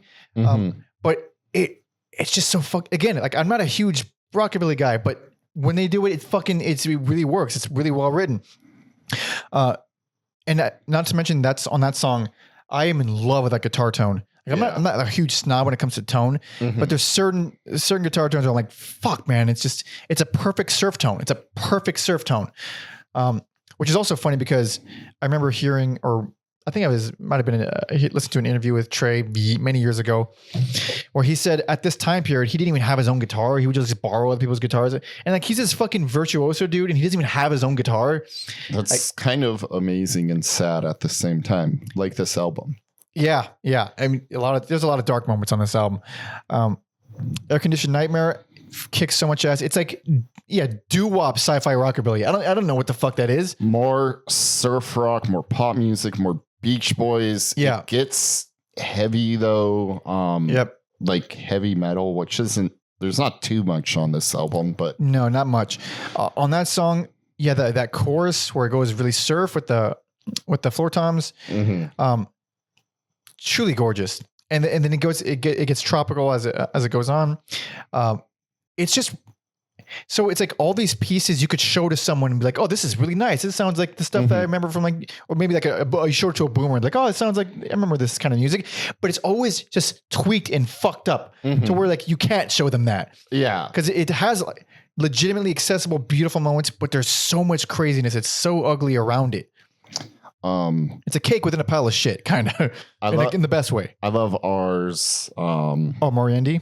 This venturing back to some of that Middle Eastern music. It's the first song that's wacky, and they haven't been wacky in a while. Arguably the last album was pretty dark. Yeah. So Ars Moriendi is like a really fun, sillier version of Desert Search for Techno Allah, where it's heavily Middle Eastern influence, arguably way more Middle Eastern, but instead of it being like super techno, it's more dancey, or like instead of it being like brutal electronic murdery synths, it's more dancey techno. It's tapped into that surf music and psychedelia stuff. And also vocally, whereas on Desert Search, Patton is doing this really industrial spoken word kind of thing. Here he's doing fucking doing the full wails, like going ham with it. Like it's very campy, but it's also a very fucking cool song. Like some of the parts where they go as high speed, they're using all kinds of Eastern instruments and it sounds immaculate. It's so well done. I think Pink Cigarettes is crazy because Cigarette, yeah. It's this blending of that Italian pop music Patton seems to be enamored with. Yeah. But to anyone who's ever been to Palm Springs, it kind of captures what Palm Springs is. Yeah. Where there's these things that don't belong in the desert, like golf courses. You're right. Yeah. And celebrity. 100%. But yeah, they just kind of like recorded a new form of desert music I didn't know existed, where I have all my like cliche songs that make me think of the desert. Caius. The stoner metal, maybe some bands from Africa that dabble in psychedelia that I'm not going to try to do off the top of my head right now, but they're there. And then, I'm just like, this is the most Palm Springs fucking song I've ever heard. That is exactly how it is. I've never been able to verbalize that song. Yeah. Cause it's like, it feels like California. Yeah. It feels just palm trees. I don't know how to explain it. Yeah. And it does it perfectly. Yeah. This album actually is a perfect representation of what it feels like in what you imagine California to be, which is crazy. because I'm imagining, I think that's like their most famous song, Pink Cigarette. Is it really? I think so. It's got to be. I mean, I've heard it. I've seen more people reference it because it's their most accessible song ever. I had no idea. That's the song you could literally show anybody. Mm-hmm. There's nothing crazy about it. Everything about it is beautiful from beginning to end. There's not a hint of abrasion in it, which is really interesting because it has like this easy listening oldies vibe, and plenty of things on here do that, but they fucking have some weird unsettling twist to it. Not that one. That one's like just a straight, beautiful California song. Golem 2. Please explain that one to me.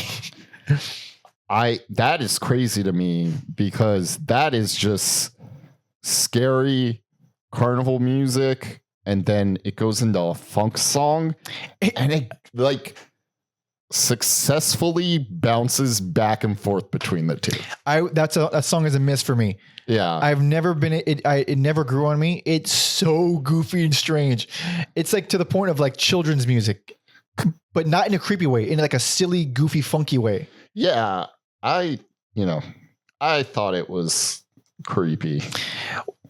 I will give you that the opening and some of the moments with the weird vocals, they are creepy, but when like the funky stuff comes in, it's just funny. It's just funny. Yeah. I don't know what kind of part of California that maybe somewhere in Northern California, which I've been to, but I'm not as familiar. I was just in Northern California, and I'll tell you that song does not remind me of it. Maybe that's some fucked up place like Riverside. maybe Riverside is fucked up. That's what a fuck. Again, a song you can't show to anybody and you can't explain it. Yeah. The Holy Firelament is another. You know what that song reminds me of? It reminds me of like a way spacier and more gentle Phlegmatics. It kind of is. Yeah. It's very surreal and dreamy, but still with that layer of grit on it. It's very dark. It's very moody. And a lot more unsettling than Phlegmatics is, where that one kind of has some dirt to it and it's a lot heavier. This one is way more just like, I think it's probably the creepiest song here. Mm-hmm. Now what I was saying the whole time about this album, about like you recognize this as something, but it's kind of fucked up. Yeah. Vanity Fair is the perfect example of that. What I think of, it reminds me of like an AI art version of doo-wop, where it's doo-wop, but it's wrong, and I can't explain why it's wrong. It just seems wrong. Yeah, I didn't write doo-wop. But yeah, doo-wop is correct. Yeah, any of those like 60s songs like Down by the Boardwalk. Yeah. It's like that, but it's off. Yeah. It's off in a way that I can't really, it's like maybe it's one note, but it doesn't sound like the note's wrong. It just seems like it's just off. Yeah, that's just the beauty of this band. Exactly. You can't pinpoint where it's fucked up. You just feel it's there. But also, that song does go to some pretty dark places in between the doo-wop moments. But again, it all fits in with the vibe of the song.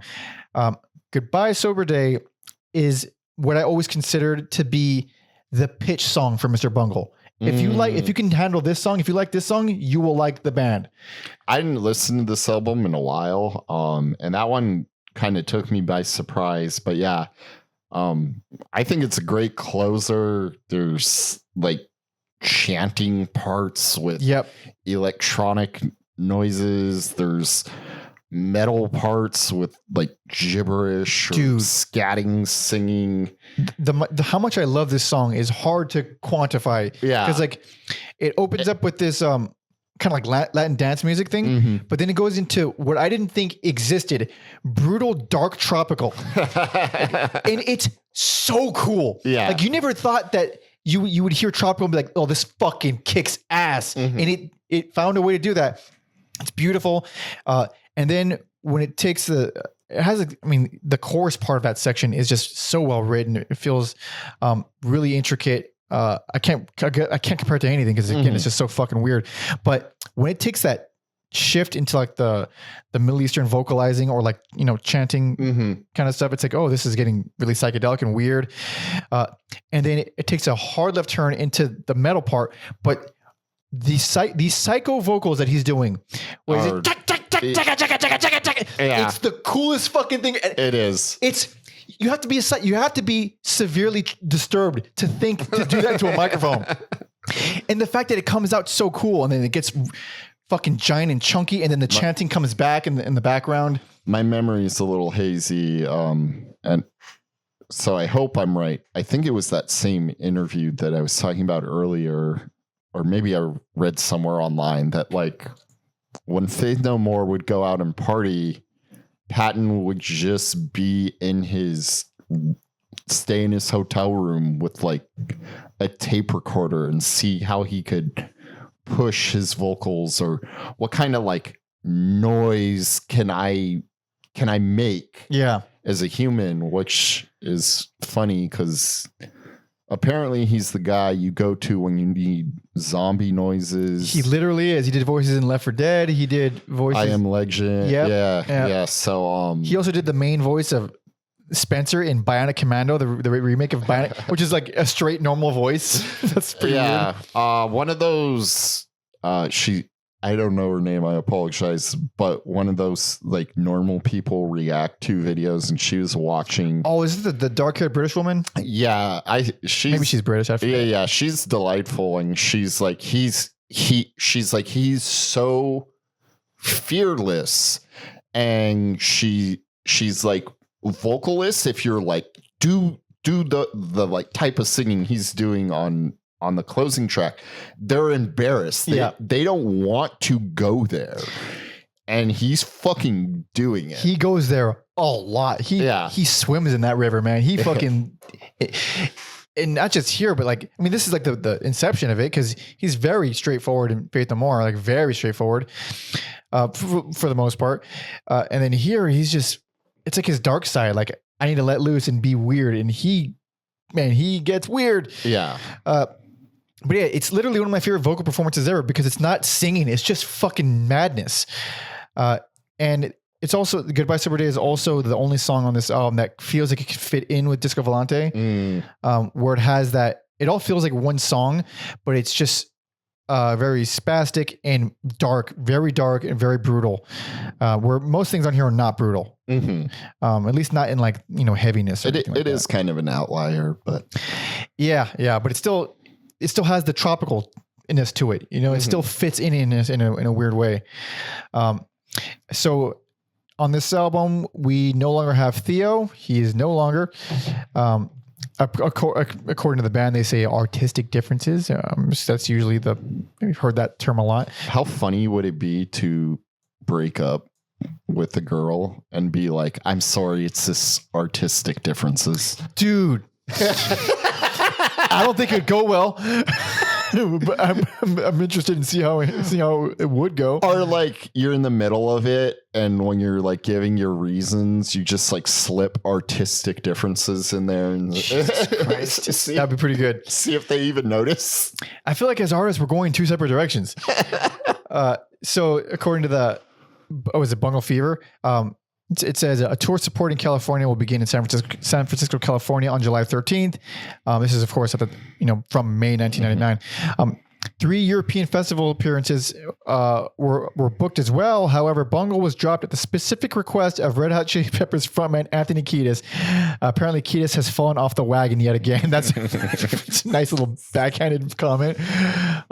Maybe he was mad because they were getting ready to drop Abracadabra Californication. Oh yeah. I think that was the same year. Was it the same year, Californication? I think it was. That makes sense. Yeah. That makes a lot of sense. Yeah, because that was one of the Kiedis' problems. Like he's copying my style, and Patton, like imagine Patton copying anybody's style. It's like, all right, cool. I mean, Bungle. If it's anyone, it's these old like doo-wops. To be fair, you know what? I'm wrong. He copies a lot of old Italian men. Old Italian men, old black men. Yeah. But not Anthony Kiedis. No, but it's also just a completely different kind of band. Like, yeah, the names of the albums are similar, but listen to the albums. This is psycho music. This doesn't make any sense. I don't know. I think doing a non-PC version of what Chinese people sound like on your singles pretty crazy. I think that's I'm gonna go and say that's funny. Actually, I don't even remember what it is, but You don't remember I'm sure it was in All Around the World when he just like... No, but that's pretty funny. You gonna put it on? I'm going to put it on. Yeah, Californication came out the same year, so I'm sure there was... Yeah. Hold on, sorry, that's the opening. Let me get to the... I'll just call it gibberish part, because... Let me know. Sorry. You know how Apple Music has like you can look at the lyrics? Yeah. Okay.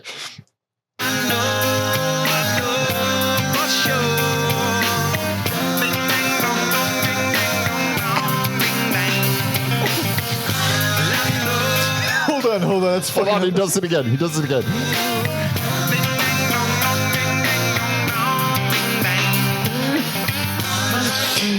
That's pretty funny. That's pretty good. I forgot about that. That's way more insane to me than anything Mike Patton's done. I'm on board. I'm a fan of the Chili Peppers now. That's I take it all back.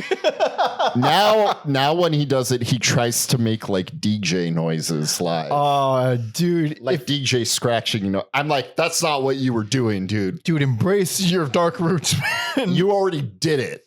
Do it like how it is on the album. That's fucking I didn't realize that. That's so funny. Anyways. That's so funny. I'm not gonna knock him for that. That's fucking hilarious.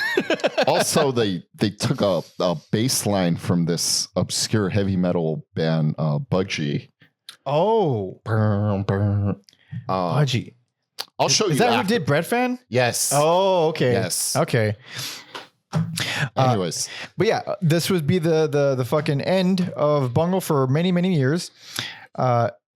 And really no one ever kind of second guessed that. Actually, no, before we move on, this is more of their insane fucking influences. This is from the same statement from 99.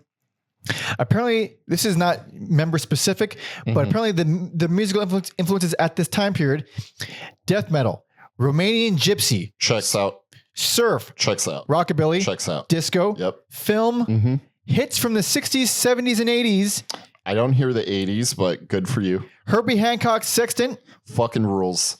Peter Maxwell Davies' 8 Songs for a Mad King, I'm going to look that up. voodoo drums, That's not a genre of music. psychedelic Brazilian bands, Pretty cool. and various keyboard instruments. There we go. And it caps it off with Mr. Bungle is easily bored and likes to eat well, so please direct them to the best food in your town. Now that is a strange and fun group of guys, it sounds like. I'm for it. Hell yeah. That's the only way you can write this fucked up music is if you're listening to voodoo drums. They're lying to me. They made that one. I don't think they did. I think they found voodoo drums, dude. No, it probably is. It probably is a thing. But yeah, they broke up. And of course, Trey went on to I think he had already formed Secret Chiefs 3 a little bit earlier. He had Trevor play on the first 2 albums, I think. And even Danny Heifetz was on the first couple albums of Secret Chiefs, but he leaned into that band and made it a very crazy thing. Trevor went on to do a bunch of shit. He had his own trio. I think he's like a jazz guy, does a lot of crazy. I mean, he's just a busy dude. He's like truly underrated with like, you know, the whole grand scheme of bass players, but he was a busy guy. He was sought after and he stayed busy, which is good, very good, very good. I hope he's doing well. He's a very talented man. And of course, Patton went on to be Mike Patton and do all the shit because Faith No More broke up around the same period, I believe. Appeared on a Bjork album. That's not surprising. He also like a whole, not like one song, like a whole. Really? Which one? The one where it's this a cappella. He was also on the Dillinger EP. Oh yeah, I forgot about that. Good EP. Fucking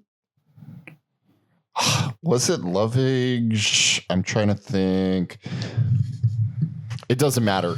But there was a group with him and Rozelle because they met during the Bjork thing. Mm-hmm. And I regret not going to see that group. Shit. Yeah, he did so many things in the meantime. Because I saw clips and I'm like, that looks so fucking cool. Yeah. I don't think they. Not long after, it's when he formed Tomahawk with Dwayne Dennison of Jesus Lizard. Check out that episode. Along with Kevin Ritmanis of Melvins. Check out those episodes. Along with the drummer of Helmet, whose name I forgot, and we haven't covered Helmet yet. But I have talked about the Helmet drummer. Yes, you have. At length. Yes, you have. Yeah.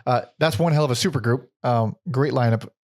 Yeah, there's too many things to keep track of with Patton during this time. But in 2020, they like, oh, well, or actually before, it was before 2020. It was 2019 when they're like, oh, well, we are reuniting. Mm-hmm.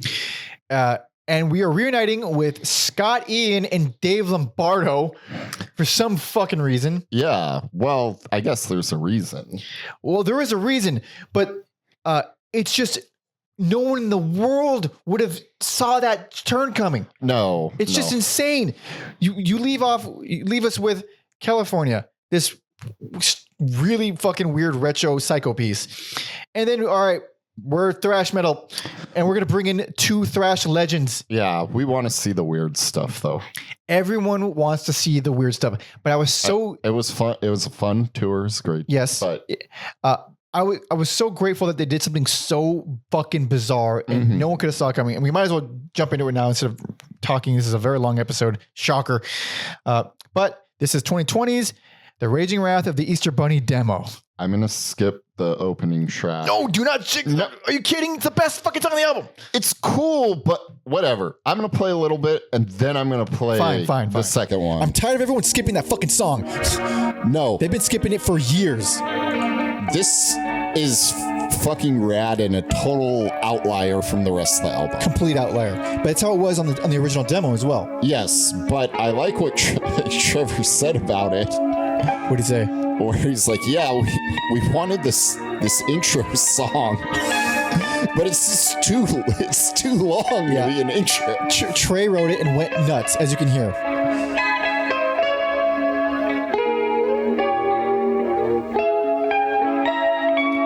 It's beautiful. It's super dark and Dracula sounding, but it's fucking gorgeous. It's great.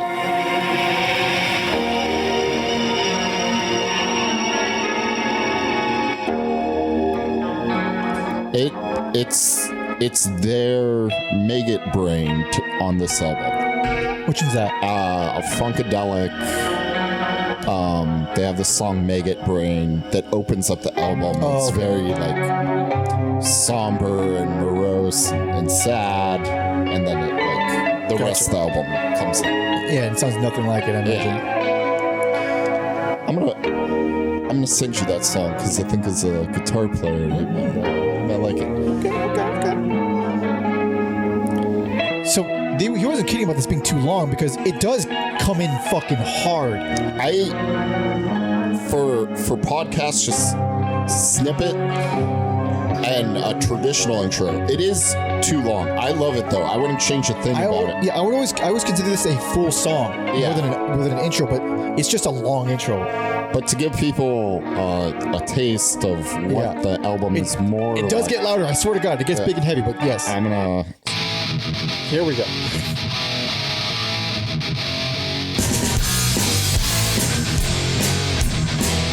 The best production we've ever had. You are a bold and courageous person. One? Afraid of nothing. I am Hilltop. Rhea Perlman. Stands a dilapidated old mansion.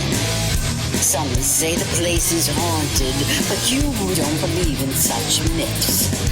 One dark and stormy night, a light appears in the topmost window in a tower of the old house. You decide to investigate, and you never return.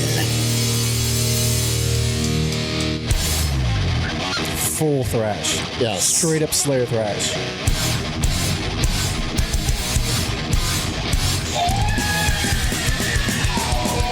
It works, man. Especially if you like thrash. I love this shit.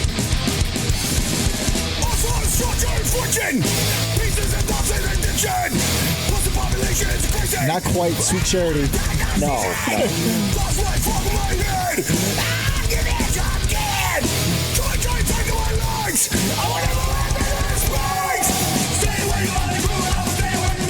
vocals, very Anthraxy. Yep. Which I guess if you're gonna bring in Scotty and do what he does best. Yep. All right. Well, we get the idea here. And we already know how we feel. Least favorite. Worst, least favorite. Now, I think it's a fine thrash album, but compared to what Bungle is and the insanity and the greatness, this is just a thrash album, which I would be fine with if it weren't a fucking hour long. It's pretty long. It's like it does wear on you. Yes, it loses its legs towards the end. Yep. I think if this was shorter, it'd go down easier. And then before we started recording, I feel like I'm having this epiphany where, because I loved Metallica and Slayer, I thought I loved Slash music, but You mean thrash? or sorry, what did I say? Slash is Mr. Guns N' Roses. Yeah, thrash. But after DRI and this one, I'm like, maybe I don't. Thrash isn't for everyone. I was so fucking into thrash when I was a teenager that I was like, how could anybody not like thrash? How could you like metal but not thrash? That's how fucking obsessed with it I was. But now I can acknowledge a lot of it's very samey. And on this album, it gets samey as shit very quickly. It feels really good. The production is, of course, immaculate, and the performances are really great. Scott and Dave are, full on vets, so they invented the genre. They obviously sound great, and everybody's great. But riff wise, it comes and goes because there's very little dynamics here. It's all just straightforward thrash. There's no ebbs and flows. It's just crushing riff after crushing riff after crushing riff for the full hour. There's the only bit of dynamics we get is in the opener, Grizzly Adams, the intro thing, the instrumental thing that they apparently have never played live. I don't know if they started to on the last tour. Yeah, but up until this thing came out, they never played it live. Even during this whole the reunion, which I was always bummed out by because I fucking love it. Yeah, but it's like just also I think outside of Grizzly Adams, a lot of the highlights are kind of in the middle of the album. I like Hypocrite and covering SOD. I think that's fun. And Hypocrites and Hypocrite slash Habla Español o Muere, which is just speak English or die, but replacing English with Spanish. Yeah. Check out our SOD episode. It's a fucking flawless first album. And of course, Scott Eaton was on that album, so it makes sense that they covered here. I love that song. I like their cover of it. It's very fun. And even the first chunk of it. I mean, first of all, hold on. They separate the two tracks by playing La Cucaracha. Yes. I mean, hold on. Yeah. That's the kookiness that we like from Bungle, but it is literally the only moment in the whole album where it does something like that. Yeah, that's the only moment of levity. And then you get these epic songs, Bungle Grind. Yeah. I love the guitar playing on Bungle. Bungle Grind. Yeah. Silly words. I love the guitar playing on that. That's the standout for me. I wish Mathematics. Yeah. Oh, Mathematics. Yeah. I wish that wasn't right after because it's really long too. Yes. But I think there is merit and unique, cool shit about that. And then after that, it just... A Racist was one of the singles. I never liked it. Yeah, it just... It really loses its legs. Even, I read the concept for Spreading the Thighs of Death. Good song title.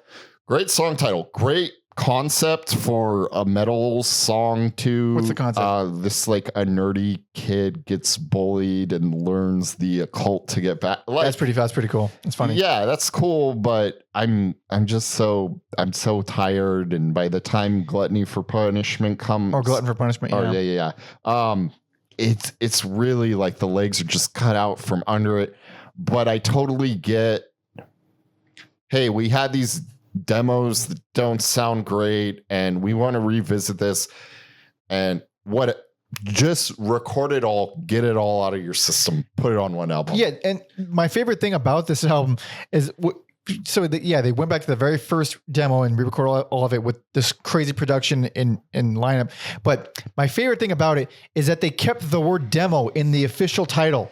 Even though it's a full-fledged album. I was so confused. Yeah. It's initially. I love that choice. It's so fucking stupid and funny.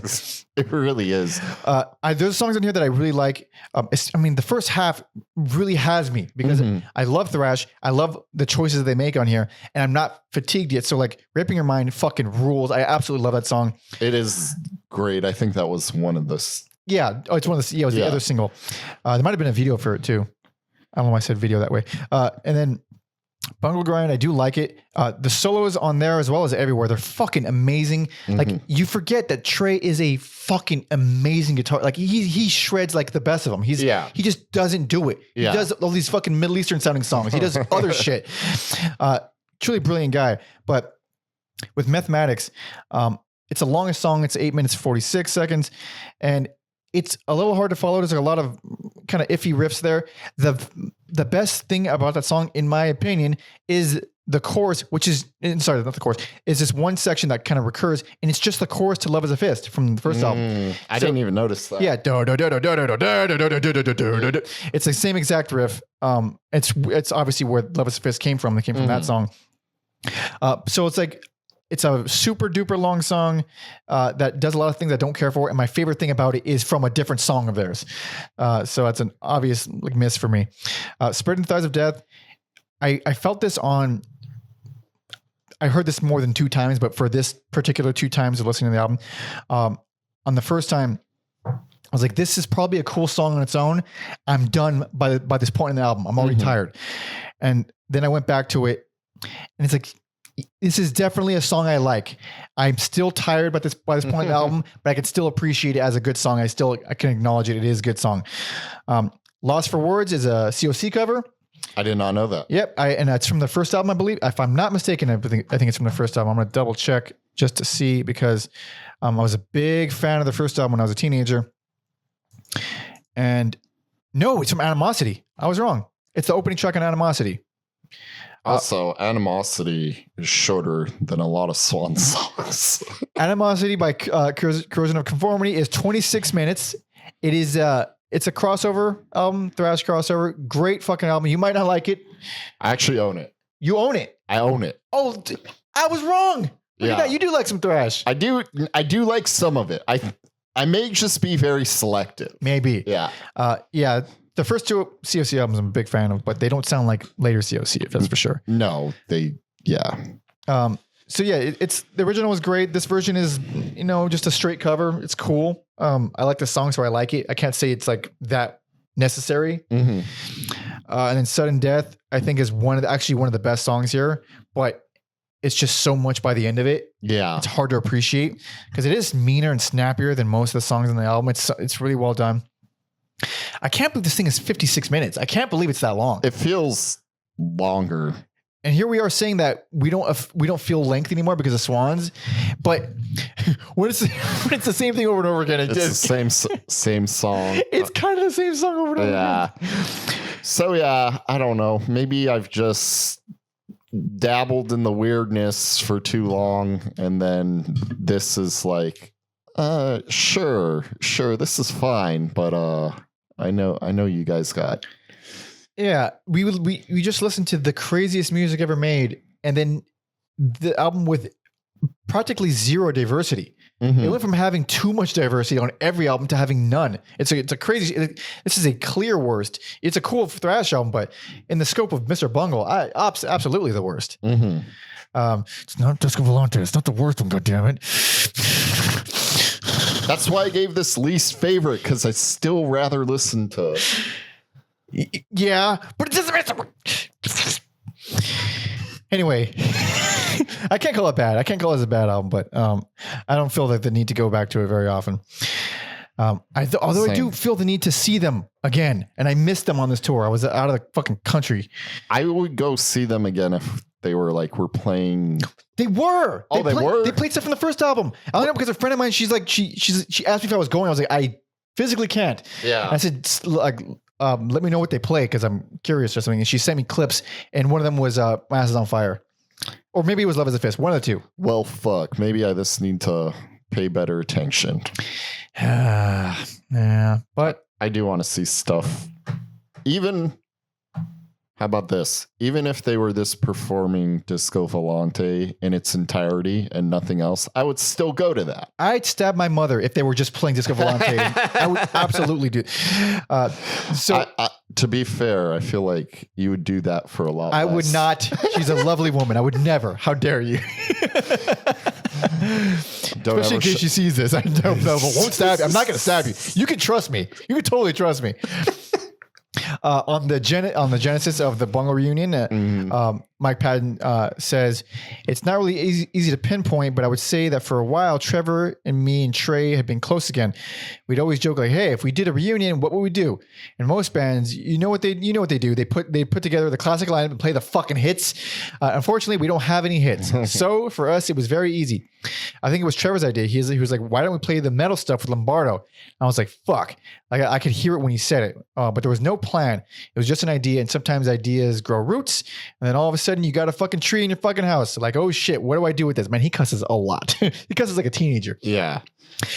So Dave was into it. I sent him the demo, or maybe Trevor did. I can't remember. And of course, that demo, I don't even have the cassette, so we had to send him a fucking YouTube link.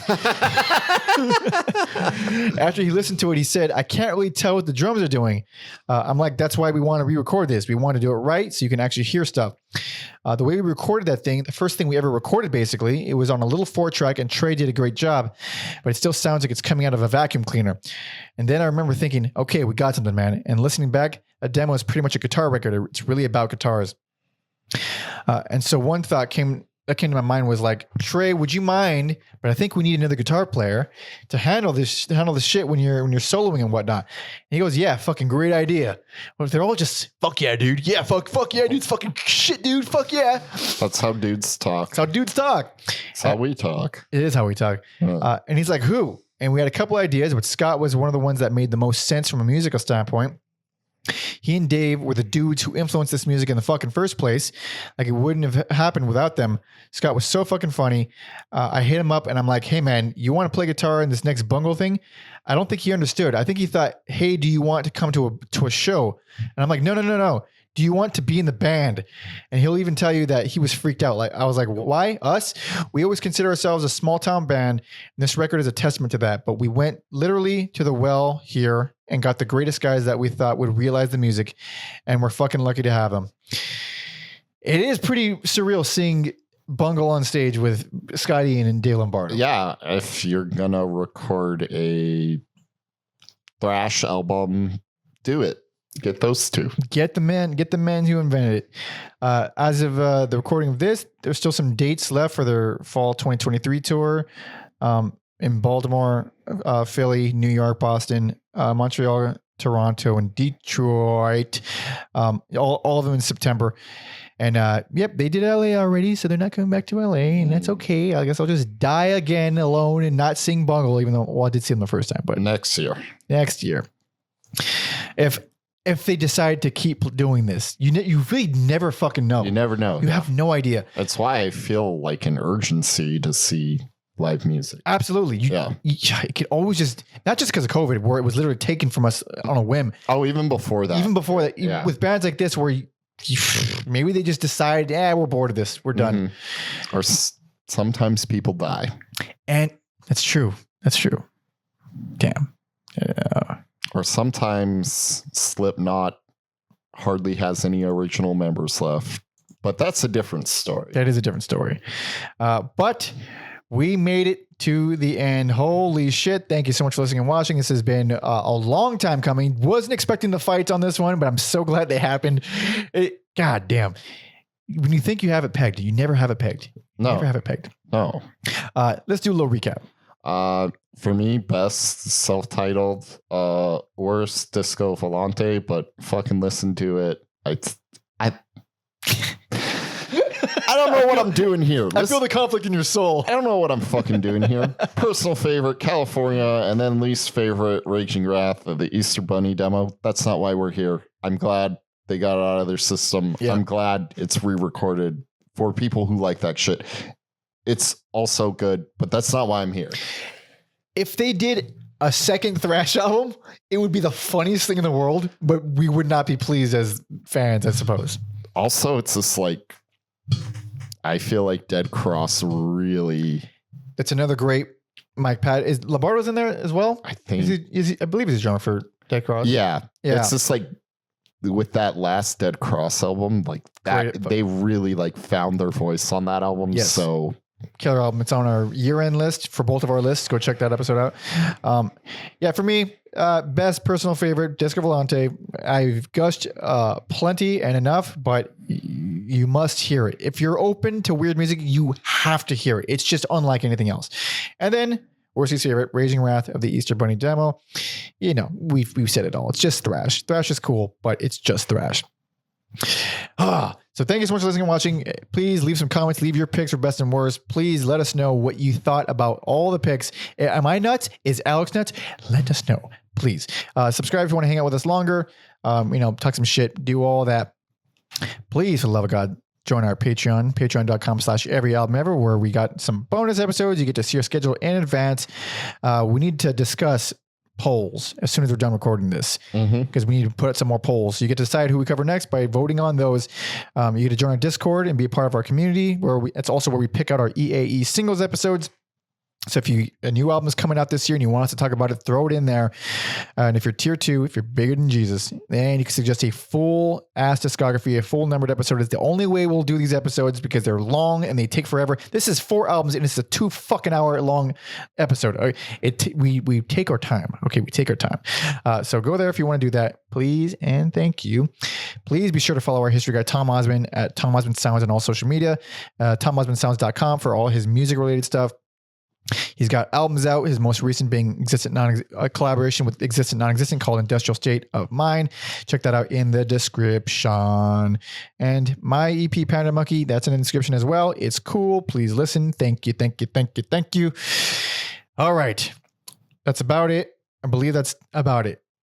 Closing song. that's all you, baby.